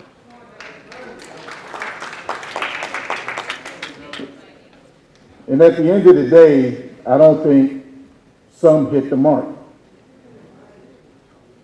At the end of the day, I don't think that we had a true and sometimes unapologetic conversation when it comes to the black agenda. I don't think we talked about what are we going to do for education in our school system, criminal justice reform, and police accountability. I don't think we talked about our small business and procurement opportunities and the failure that the state is having. I don't think we talked about the eviction rate and the moratorium that will be lifted and the number of people that will be sat on the street because of what's going on. I think when we start talking about a black agenda, I'm looking for things that impact my community. I'm looking at the number of people that saying, Delegate Barnes, I don't want to be the stick-up kid anymore. I need a job. I need an opportunity. I'm looking at all of those things that greatly impact Black Marylanders every single day. And I'm looking for a candidate, as I stated earlier, that is bold and courageous, that is stepping out and saying that I want to do something to be part of the solution and not continue to be part of the problem. That is the Black agenda. I'm looking for someone that is speaking about the environment and how are those things impacting Black Marylanders every single day. From the water we drink to the air that we breathe. What are we doing to solve those issues and problems? I heard a lot about wonderful resumes, about what I used to do and who I used to work for. But I'm looking for someone that says, this is what I'm going to do today. And part of what I'm going to do today is to create that Black agenda. So in my closing, before I bring up the Speaker Pro Tem, and I want to recognize my first Vice Chair because I don't think she was here when we all stood on stage, Melissa Wells. There's two words that I often close with, and that is hope and opportunity. See, in the African American community, we hope for a better day. We hope that our circumstances change. But what we're often not given is the opportunity. See, today I believe we had an opportunity to rewrite the wrong. Today we had an opportunity to tell a new story. Today we had an opportunity to sail a new seas to say on this day, I am standing on this stage and I am determined to create a Black agenda for all of Maryland. I don't want no one on here saying that all lives matter. Because on this day today, it's about Black lives. So on this day, I want us to be clear that there's a primary coming up in June, and I think I've said this once before, that I want to see not only in your words, but also in your writing, what is your Black agenda? And I think I've asked folks to publish their Black agenda on their website so that all Marylanders can see that this candidate has a Black agenda. So this will be the second time, and I want to be very clear that on November the 1st, I'm asking every candidate to post on their website so all Marylanders can see what is your Black agenda. So not only did we have you on record by what you said out of your mouth, I want to also be able to see whether you're writing and your plan on Black Marylanders. On that note, Speaker Pro Tem, Delegate Shample Hughes.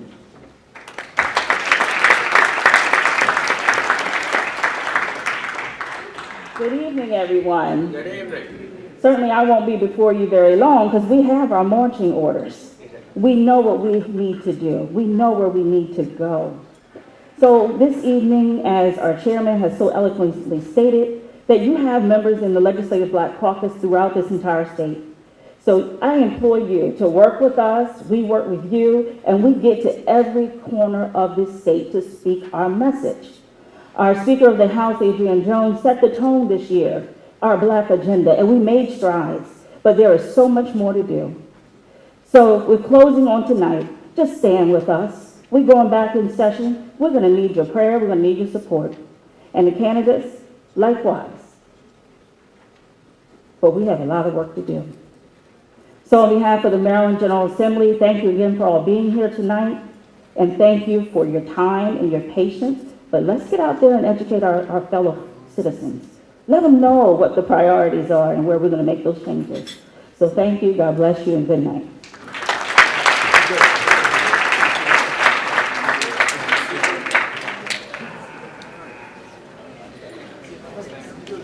Before you leave, we want to call up Delegate Melissa Wells to actually close us out officially. And please get to know the candidates. We don't have very many surveys filled out, and so I am asking you again, please, if you would oblige us by filling out the survey. Delegate Wells.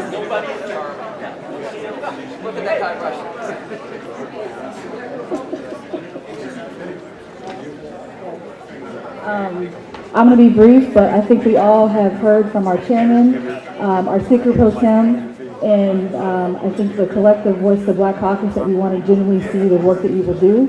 And on November 1st, we're looking forward to seeing what you release. Go forth, be prosperous, and make sure we're uplifting all Black Marylanders. Thank you.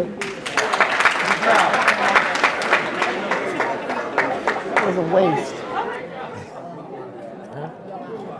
So, you said it was a waste. That was No, a long... I mean, no, I don't mean this forum was a waste. I mean her getting up there talking about go forth and all that. I mean, we've talked about that.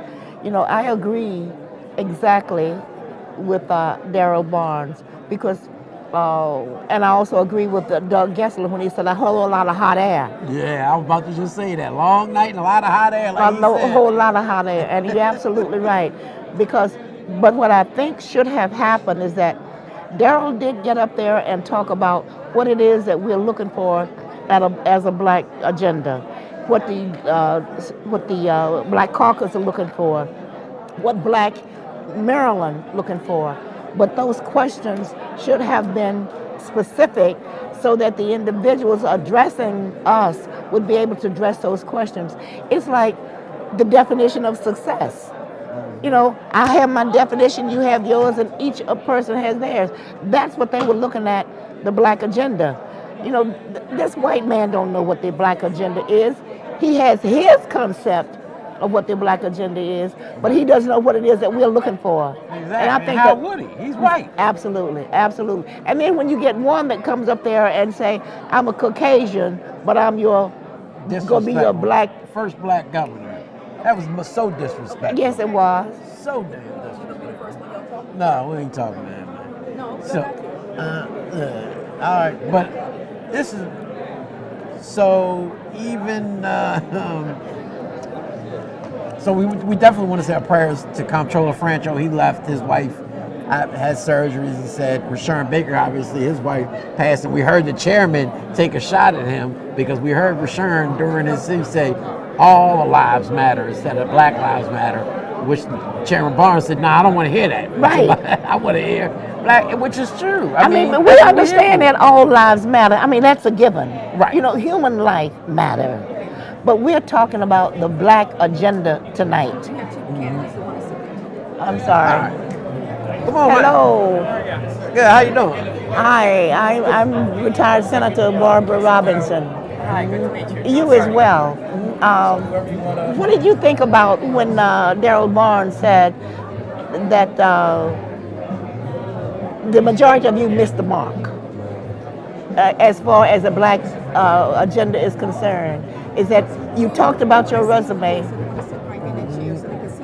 Oh, I'm sorry. Okay, have a seat. Well, I'm talking. Go ahead. Yeah, I'm this one. Okay. Yeah, we were just talking to the man. We were just talking to him. Yeah, we get him. Okay. Take but a minute. Okay. All right. There you go. You hold your mic. That's your mic. I got my mic. Okay, all right. So, here's the question. I think the biggest issue that a lot of us had was at the end of your speech, you said that you're going to be the first Black governor. Yeah. You don't find that disrespectful to Black people? Well, no, I don't. Look, I've worked out with Muhammad Ali, the most famous Black man in the world, 60 times. I've been called the #1 fan in the NBA by the best-known Black basketball broadcaster, Charles Barkley. My son-in-law is head of recruiting for the Seattle Seahawks. I'm going to be in favor of the Ravens and the Washington football team fans. I represented more Black people in court than all the other candidates put together. How's that disrespectful? But can I interrupt you? Because again, to me, you're going into what you've done. You're going into your resume. I also mentioned what I did this morning. I represented a lady this morning. But we're talking about what you will do. Well, ma'am, when you've represented 25,000 African Americans in court, including one this morning, I think you can really understand that someone like me is in favor of racial justice and has fought for rights from day one and isn't going to change. Okay. And, Thank you and very tell the family what your name is, how they can. My name reach is Robin Ficker. You must have seen my Robin signs out with cut the state sales tax 2 cents, and I might add that that's a regressive tax. Okay, poor people pay a greater percentage of that tax than anyone else, and if we're going to give every mother's child a tax cut each and every day, you buy a hamburger, newspaper, rotisserie chicken, dog food, a car, you're paying that tax. And we're going to save you $780 each and every year. They have a $2.5 billion surplus. We can rebate $1.7 billion of that back to the taxpayers through a sales tax cut that you're paying every day. Because you know what I heard people say about you? You look like an ATM. All right. Thanks so much, Thank Robin. you. Thank you. Robin Ficker now. Yeah. Make sure you check him out. Right. Running for governor. Thank you. Yes, sir. Man, this was. You know, I still say, for him to say, it doesn't matter how many black people you've worked for, you've worked with, or you've worked under, or whatever, you will still not be able to understand being black if you're not black. That's the reason that you need to listen. And rather than telling me that you're going to be, you may be somebody that's going to represent black, but you're not going to be black. You ain't going to be black. Come on, Mr. Barrett. How are you? How are you? We're over here debating about his comments about being the first black governor. But so, interesting conversation tonight. You heard what your name. Your name. John Barron. For the family that's watching, you saw him earlier give his presentation. Chairman Barnes kind of wrapped it up saying he didn't feel as though everyone spoke to the interest of what the black agenda is. What is a more specific goal for you as the next governor of the state of Maryland on how we move Maryland forward for black business overall? When the questions that Delegate Barnes asked about the black agenda, or what the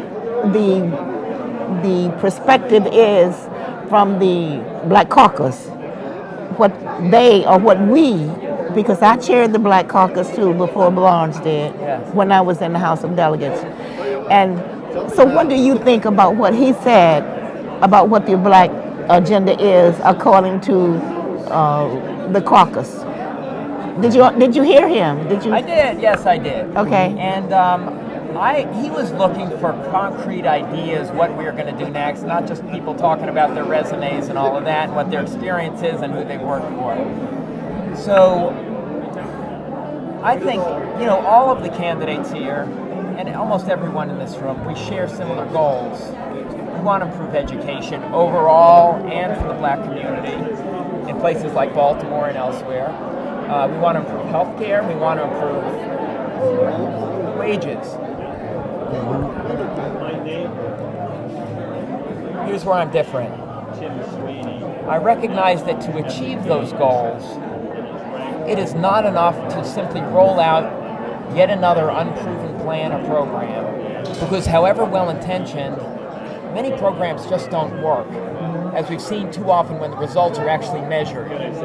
So to make progress on the black agenda and really to provide economic opportunity, educational opportunity for African Americans and for others, we have to zero in on solutions that have been tested in the real world and shown to make a difference. That's why I did have very concrete ideas. Provide high-quality tutoring in the early grades. That's a point of intervention where the evidence says in places like Baltimore and other schools, if it's a struggling student, you can move them up toward grade level before the problems become serious later on. That could have a huge impact on the life trajectory of these kids. Same thing, the other example I gave is, there's some job training. Many job training programs don't work, but some really do. They partner closely with local businesses. They're focused on fast-growing industries. Those are the kind, and they've been shown to make a big difference for low-income young adults of color, 40% increase in earnings. We should be doing that across the state. We should have every young adult in Maryland. So those are concrete. I think he was looking for concrete ideas, things that could really make a big difference. I'm adding the tested and proven part of it. So, yeah, I understand that 5 minutes wasn't enough, Right. to address the issues. And I understand that you candidates, you had to talk about some of your background in order for us to see that you understand what it is that we need as far as the Black agenda. Yes. So I appreciate that. I appreciate you taking the time and talking with us about that. Again, give your name, please. We are streaming on Facebook and YouTube. Okay, live streaming. Live streaming. So there's no going back on what we've been That's discussing. right. At all. Absolutely. So, and you do have an impressive resume that I went over prior to this and looking over the candidates. So those who are watching, how can they learn more about who you are and your campaign? You can go to johnbarron.com. Jon, no H. One R in Barron, johnbarron.com. Spell Barron. B as a boy, A-R-O-N. And all my positions and some of these programs that I would expand statewide that can really make a difference, especially for underserved populations, are spelled out there. Okay. All right. Thank you very much. Thank you so much, Mr. Barron, for Okay. coming out and for joining us this evening. I appreciate the opportunity. Okay. Absolutely. Thank you. And he has a very impressive resume. Yeah, he used does. to be in the Clinton administration. Right. Nonprofit exec. What's going to be really interesting is to see how many of them will take the challenge that Delegate Barnes said about putting the agenda on the website by November. Right. Yeah. I want to see, because, as he said, we hear what you said out of your mouth today, but we want to see what you put in writing, so that we can actually digest what it is that you said, or what it is that you're going to do, or how well you understand what it is that we need. And hold you to it. Don't try to That's backtrack right, now. that's right. Don't try to get out of it now. That's right. We want to make sure we got it in writing, and this is what we want to see done. We got Delegate Dan Cox about to come on in a second once he's done talking to a constituent, and this guy really impressed me. I got to say, how you doing, Delegate? Look. I'm doing great. First, introduce yourself. All right. Well, it's an honor to be here. I'm Dan Cox. I'm a state delegate. And you're streaming live on Facebook and YouTube. Well, thank you so much for the opportunity. You all are an honor to be with, and it was really gracious to invite me as one of the only Republicans here. But I tell you what, I love the Black Caucus in the legislature because your voice matters. So when I'm down in the legislature and I need help with the Democrats and they don't see why we need to act on something that will help people, and the Republicans may or may not be on my side, but I go to the Black Caucus, you know what?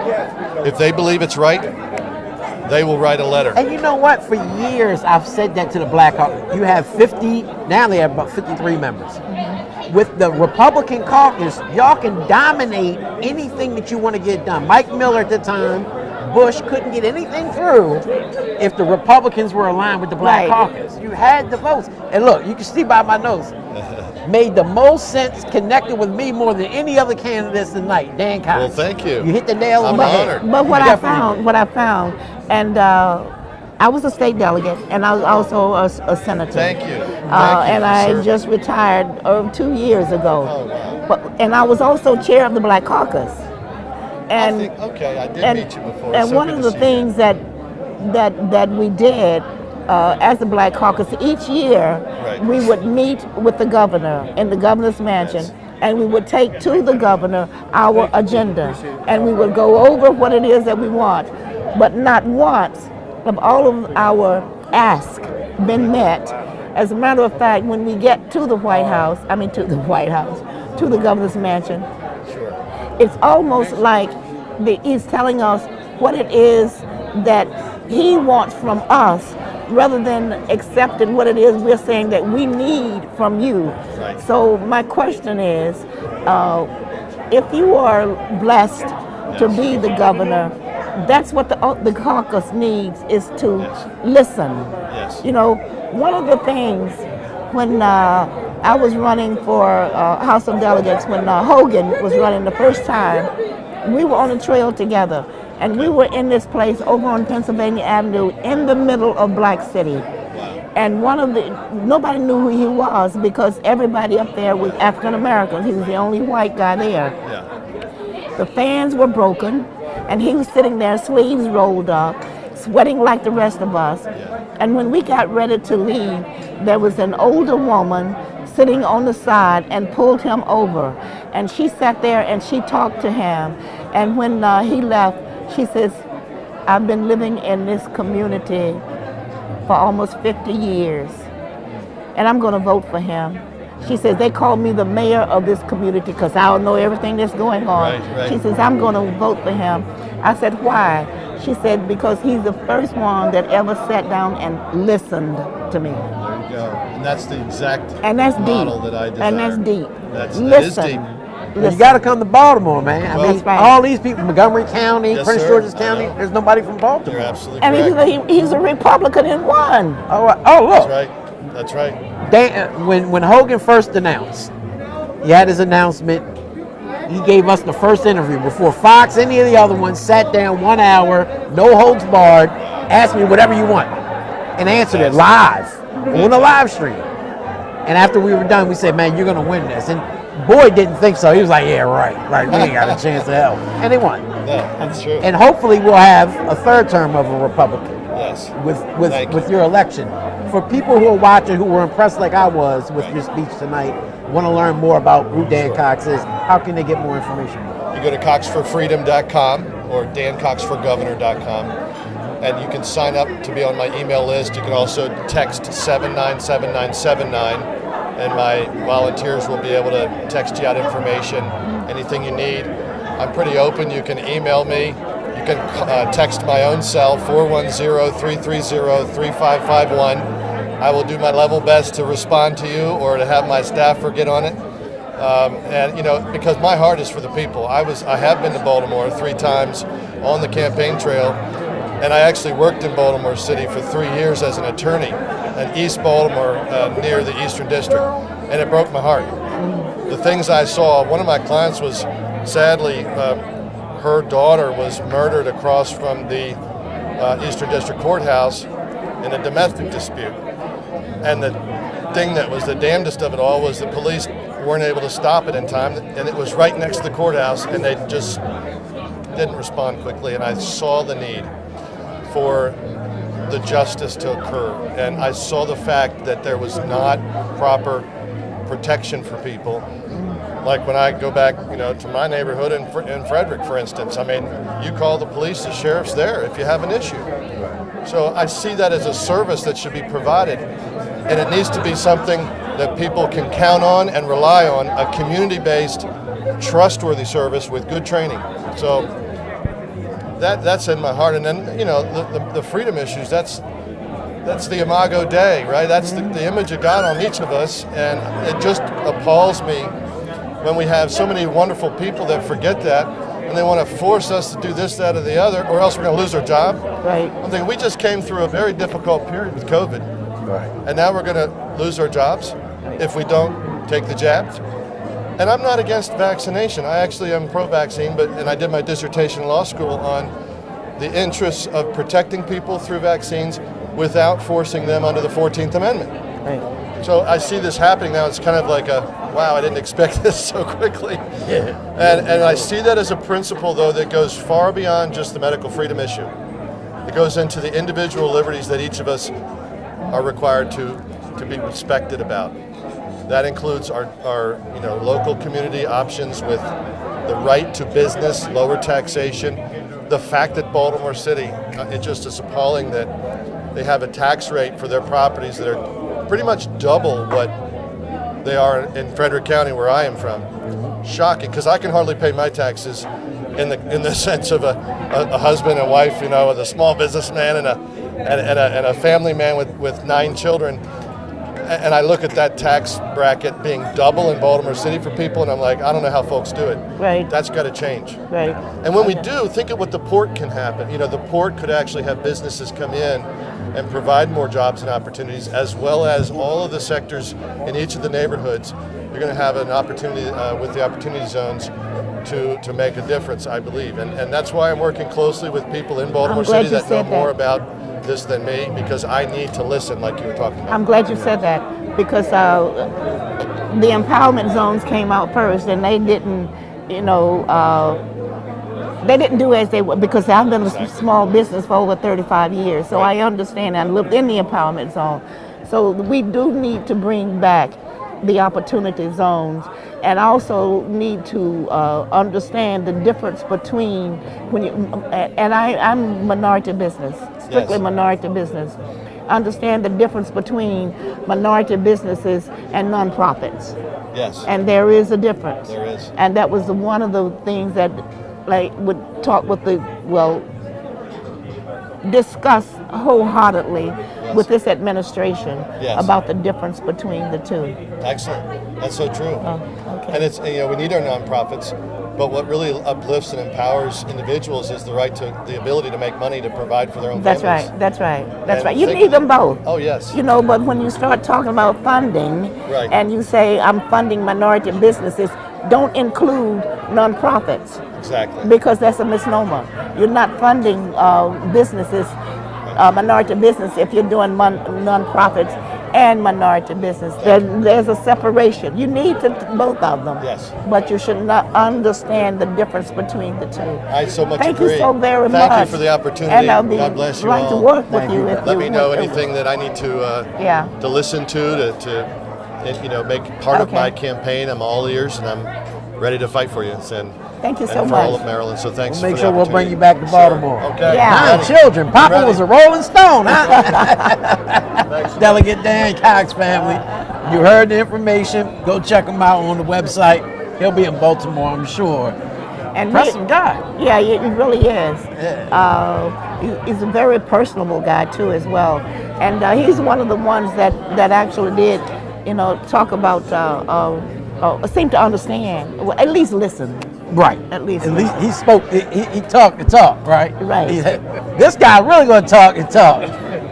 With Sharon Baker. What's happening, Kev? How you doing? I'm good. Good to be here. Thank This is yours. I got my mic. That's your mic. Right. good. How did you feel when, and I'm going to say it right out, when Daryl Barnes, when Delegate Daryl Barnes said we're not talking about all lives matter. We understand that all lives matter, but right now we're talking about the black agenda.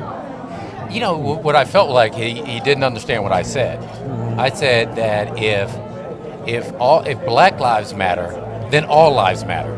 That's why people say Black Lives Matter. It's not wrong to say that. Just the same thing with a black agenda. If we have a black agenda, then we know that everybody will benefit from that. So actually, I was agreeing with him. He just probably didn't understand the way I was saying. I wasn't saying all lives matter. I said, you know, until Black lives matter, then you know that makes it so that all lives matter. But I think he was also asking, what is your take on the black agenda? What do you see the black agenda encompassing? See, here's what my take on the black agenda is. If you think about where we're hurt, as someone who's been in the legislature, who's been county executive, you know, I think about dealing in public service one way or the other for almost 30 years. The things that affect our community most, one is public education. When we talk about K through 12 education, we're really talking about black and brown kids.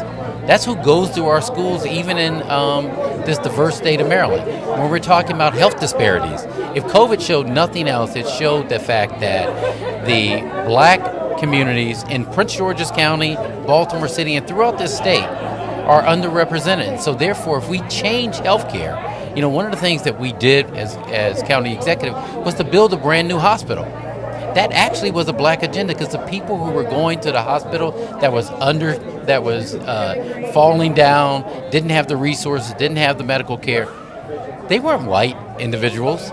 They were black folks who lived in the county. So if we change those things, we talk about housing policy, making sure that it's fair and that it's access, we're really talking about those things. So my black agenda is, what do we do to actually change people's lives? Not what we say.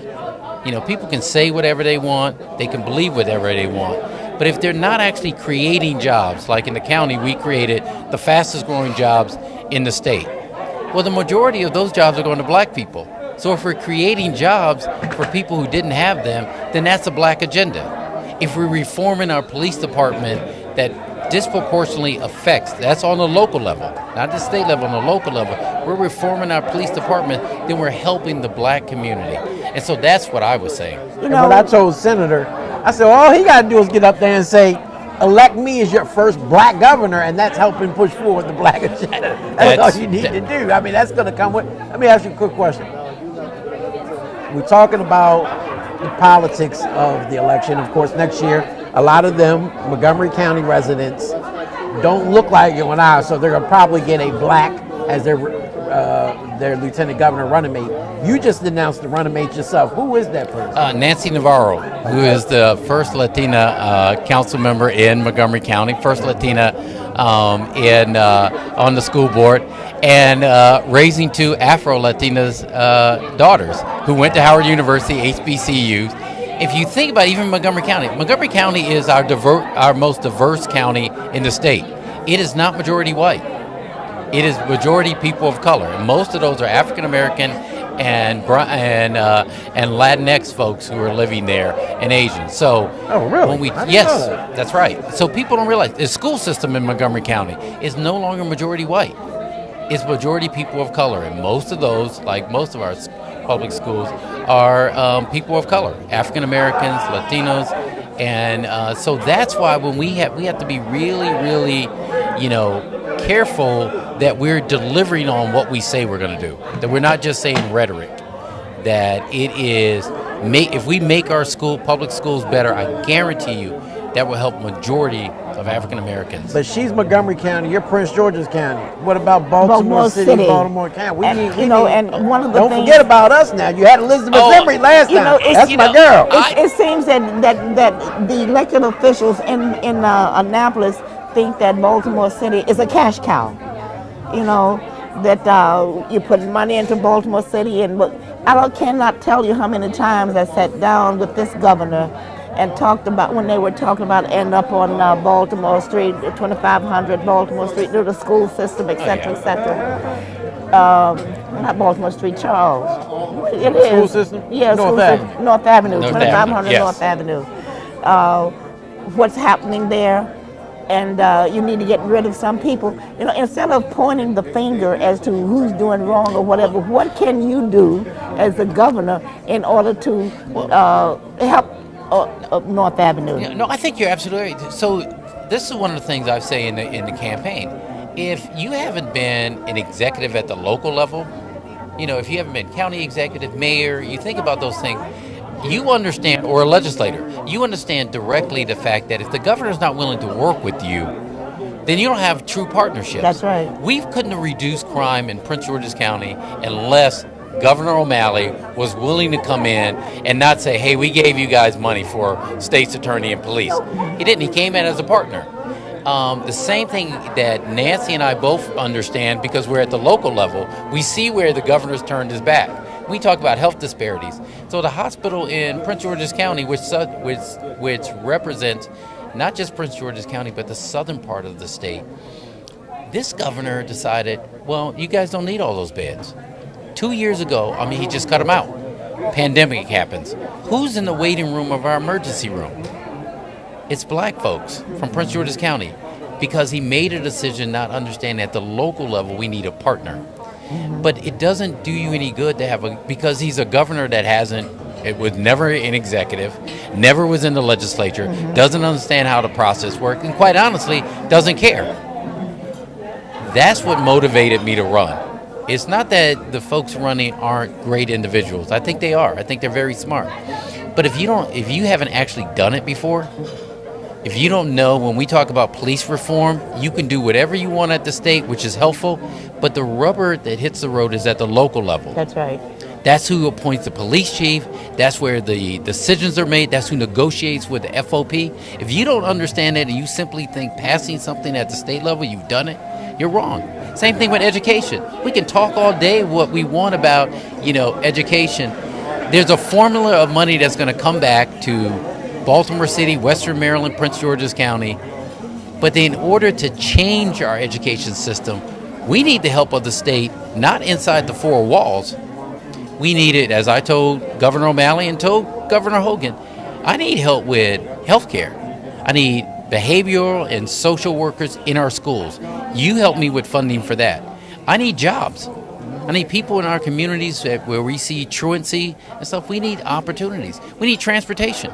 It's not just Baltimore City that needs a red line and transportation. It was in Prince George's County.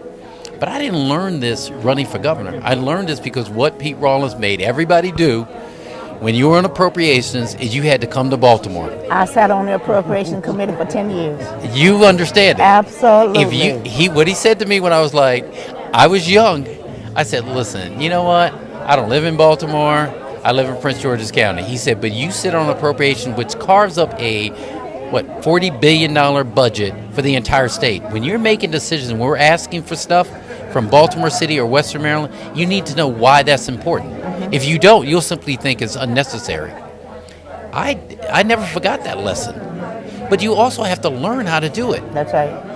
It is critical. We're at an inflection point. That's if right. you don't know what you're doing when you step up there on day one, you will be lost. It'll take you 4 years, and you know this, Senator. It'll take you 4 years to find out where the bathroom is. By that time, they would have carved so many things around you, which is why, as county executive, when people said, well, how did you get this done?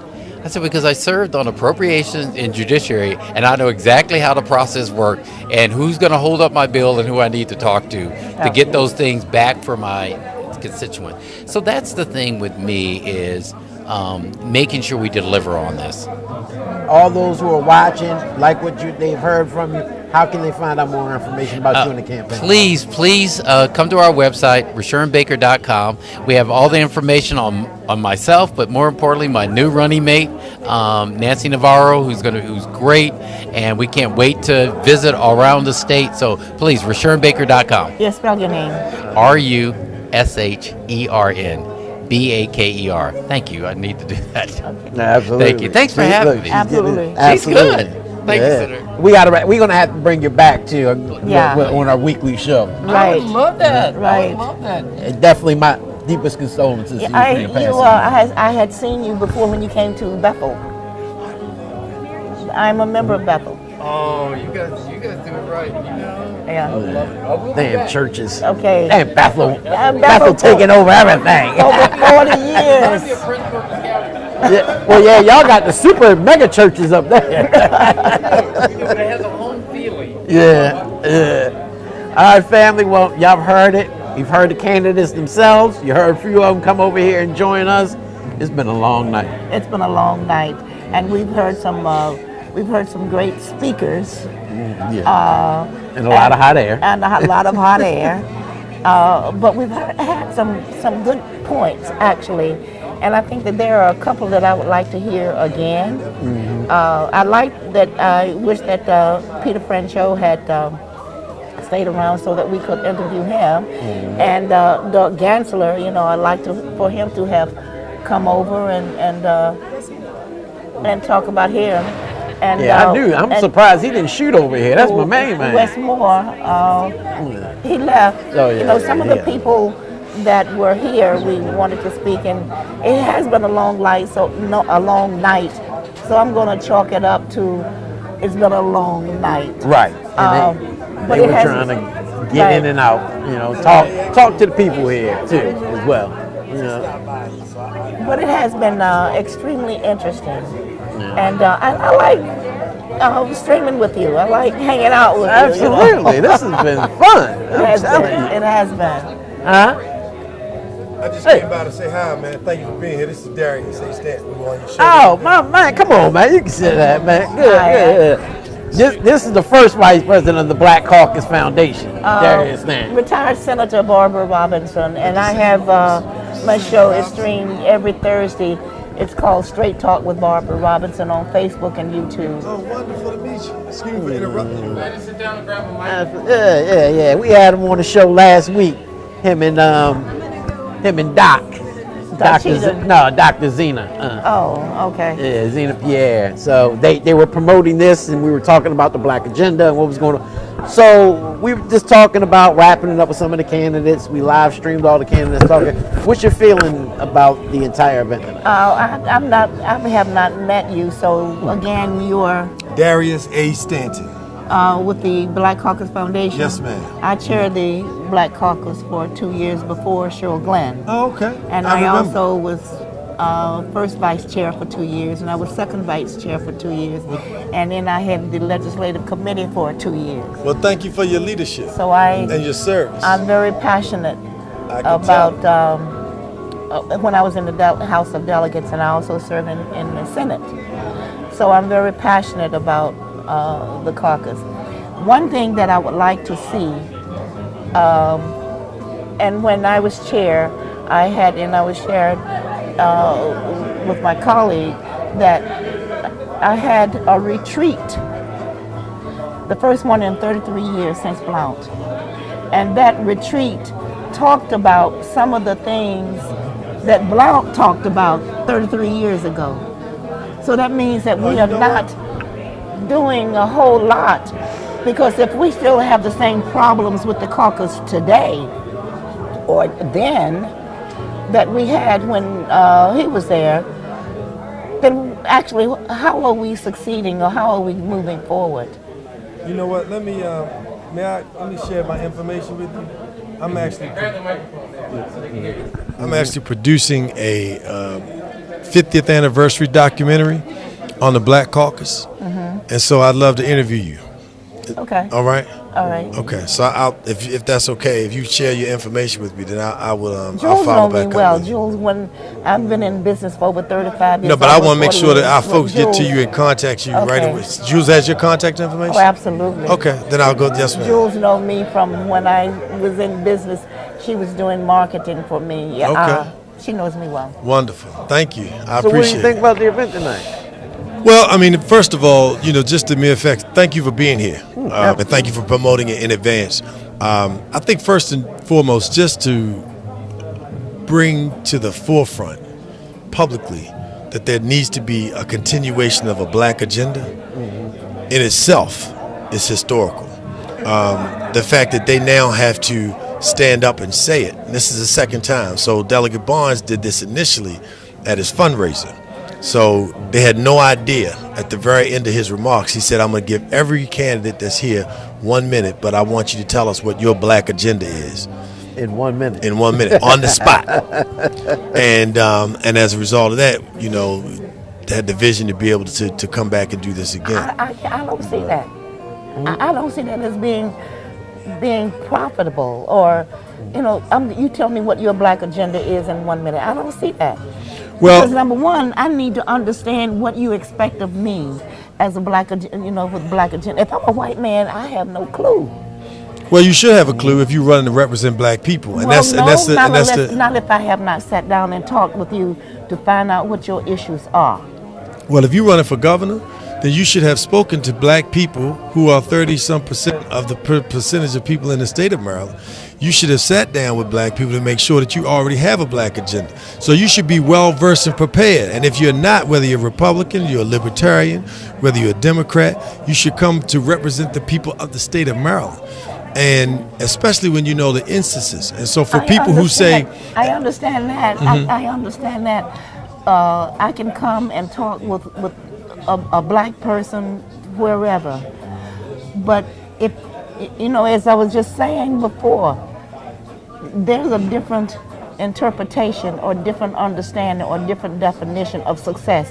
I can say success for me would be going to work and earning $50,000. That would be success. Somebody else's definition of success, I need to get my first degree. So we have different understandings of what success is. So I'm not saying that this person doesn't understand the black agenda, but what is it that you are looking for, or what is it that we're looking for as the black agenda? What is it that we're looking for from Joe Blow or from either one of these candidates that were up there? Because again, when I was chair, we would meet with the governor, Hogan, every month. Once a week we would have, we would meet as a caucus once a week, but we would have one time to actually go to him and talk about what our agenda is, what we are looking for. We would go there and tell him we have this whole list of what it is that we want him to address. But before we go there, we, a group of us, we've come together and we put down what it is that we want. Each one taken, we have a committee work on this. And even within the Black Caucus, we could not come together as a caucus as to what the Black agenda was. Right. Well, I mean, and therein lies our challenge. So first and foremost, to your point, we cannot allow people, black, white, or anybody else, to define us and make us one monolithic thing, right? Because we're too dynamic, we're too diverse, and we've allowed and we've been okay with it. So now we have to take a different position, which is what I call retooling leadership. So the one thing, back to your point and your question, and I appreciate your comment about what we saw tonight. I heard somebody talk about shifting the gear and not repeating the same type of practices, same type of policies that have black people 20 years. So he mentioned, a few reports, but all you have to do is look at the Kerwin Commission and the 50 years. When you look at the black agenda that we established for 2030, education, the environment, incarceration, we call it social justice, health, labor, and training and employment, and all of those issues, in 5 years, the only area that black people have improved by very small percentages in education.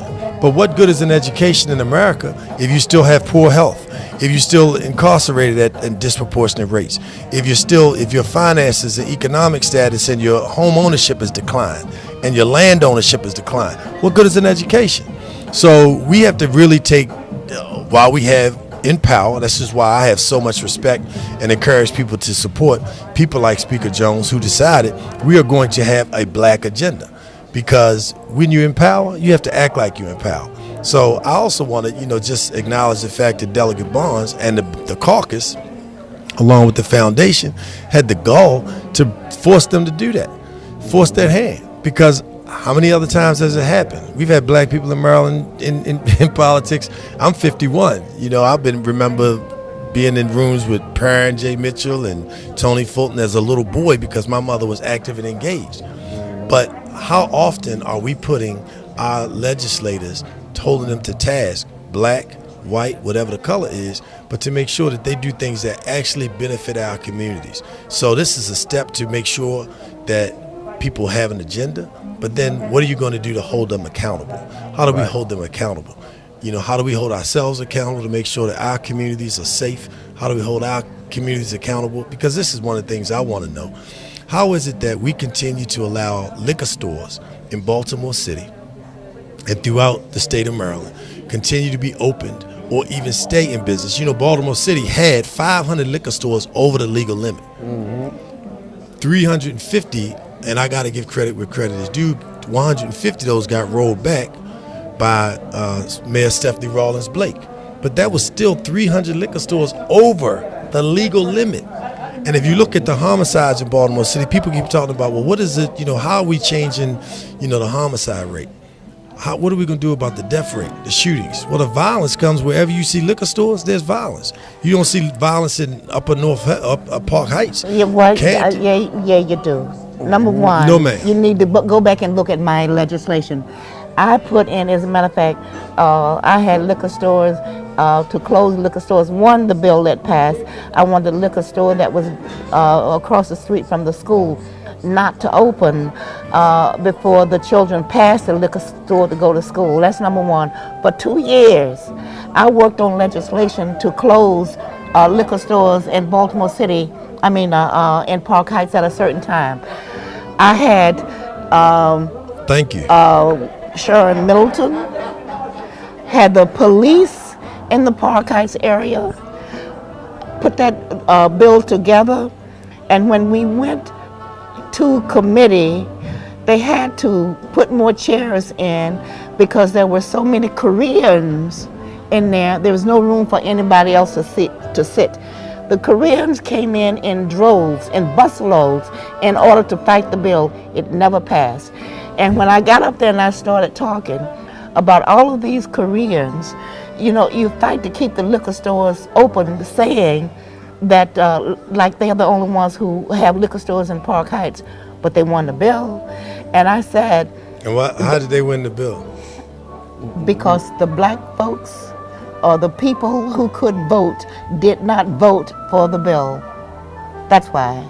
There you go. That's why. And in those cases, we gotta be able That's to why. hold, in terms of our community, Hold them accountable. We gotta hold and them show accountable. people these are the ones who voted against that bill. Exactly. It should be a report card. It should be a report card for those bills that matter most to us, that are to our detriment. Like anybody who, they had people in this most recent legislation session who voted against the repeal of the Law Enforcement Bill of Rights. Now, speaking with people who are in law enforcement, one of the things that is an unfortunate thing when the Law Enforcement Bill of Rights is pulled away, those black officers or officers of color that are in departments and are mistreated, the Law Enforcement Bill of Rights protected them. They now have no cover because in those instances, it's Blue Lives Matter. It ain't about Black lives. And if you don't tote that line, then you feel the wrath. And so, but to have a legislator stand up and fight completely against and try to water down a bill that really puts black people in a position to stay alive, that's unacceptable. And that happened in a number of instances. It was one of them that voted against is running for comptroller now, but we ain't gonna talk about all that. Exactly. So please talk about that. don't get me started on. Well, let's wrap it up because everybody's gone, fam. I want y'all to know there's nobody left in here. Everybody left. We still here though, giving y'all the real information on what's going on this evening. Well, thank you so much for being here, man. It's an honor and a pleasure. And please continue to support the Maryland Black Caucus Foundation. Senator, thank you so much. I look forward to us interviewing you to become part of the historical record that you've already made, but part of our 50th anniversary Black Caucus documentary. Just let you know, I don't hold back. Well, we appreciate. We need some fireworks. Okay. We need some fireworks. And we'll definitely have you back on the show before the upcoming Legislative Black Caucus weekend. And I'm going to bring you on my show. I'm on every Thursday at 6 p.m. It's called Straight Talk with Barbara Robinson. Wonderful. Well, I'd like to have y'all on mine. I host 3 shows as well. Peace in the Morning, which is tomorrow morning, every Friday morning at 9 a.m. Okay. And Light to the Round Table, which is a conversation with myself, Marcus Johnson, and a sister named Darlene Brown. And then I do a show in Prince George's County called Good News Bowie. It airs every morning at 8:30 on cable television. So I'd love to have you on. Okay. Matter of fact, I want to talk to you because I want us to create a day full of content. Because you do your show at 6, right? I do mine at 9. Let's fill the gap so we can run a whole slant of positive information on TV. Absolutely. That's what we got the network for. Exactly. That's right. Okay. DMV Daily Network. Let's make it happen. You as well. Okay. Well, there y'all have it, family. That was a jam-packed night of information. That was a jam-packed night, and I think I stepped on a whole lot of folks' toes, but they know what to say. Just say ouch and keep going. What was she just saying? All right, fam, well, we got to go. We got to get home. See, she got a ride. She got a driver.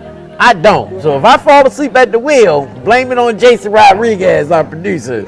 Because he kept it all night. We gone. We wrapping it up. Yeah. It's 9:30. He told us it's 10 o'clock. Oh, my God. This was over at 9 o'clock. It's 10 o'clock and we still here. And we're still here. My goodness. All right, family. We gone. Make sure Tuesday, 6 to 8 p.m., the usual time. The former Mayor Dixon. We got Senator Jill Carter on the program this week. Jill is the real deal. Karen York. The other camera. For Job Opportunities Task Force, as well as Jill is the real this deal. camera. That camera. Job Opportunities Task Force and Nicole Hansen Mondell from Out for Justice. All on the program talking about criminal justice reform, police reform, and a whole lot of other, as well as the 5th annual all-night community resource clinic coming up next Saturday, 6 p.m. to 6 a.m. at right across the street from the historic Douglas Homes community.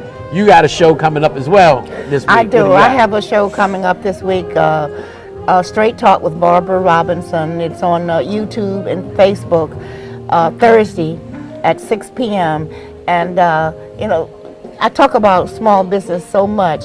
And one of the people that I'm going to talk with this week is Virginia Kellogg, and she has a company called Kellogg Stress Institute. And I remember when she first started, and I want her to talk with Baltimore how she started and made a great success. And she's left now, and she's doing her thing in Tennessee. So we're going to be talking to her from Tennessee as to how she has transformed that. The first time I ever went to the White House and spoke at the White House was with Virginia. And she was there fighting for welfare reform. And she has done a lot of training, building individuals up who were on welfare to become entrepreneurs. So she has done tremendous work in the black community. So tune in Thursday at 6 p.m. Straight Talk with Barbara Robinson to listen to Let's Talk Stress. All right. She's Barbara Robinson. I'm Hassan Giordano, a.k.a. your man, Mr. Politics. Remember, new promise begins with a new day. Therefore, the promise of tomorrow is greater than that of yesterday. Good night, family. Good night. My goodness. I can't believe it's 10 o'clock already.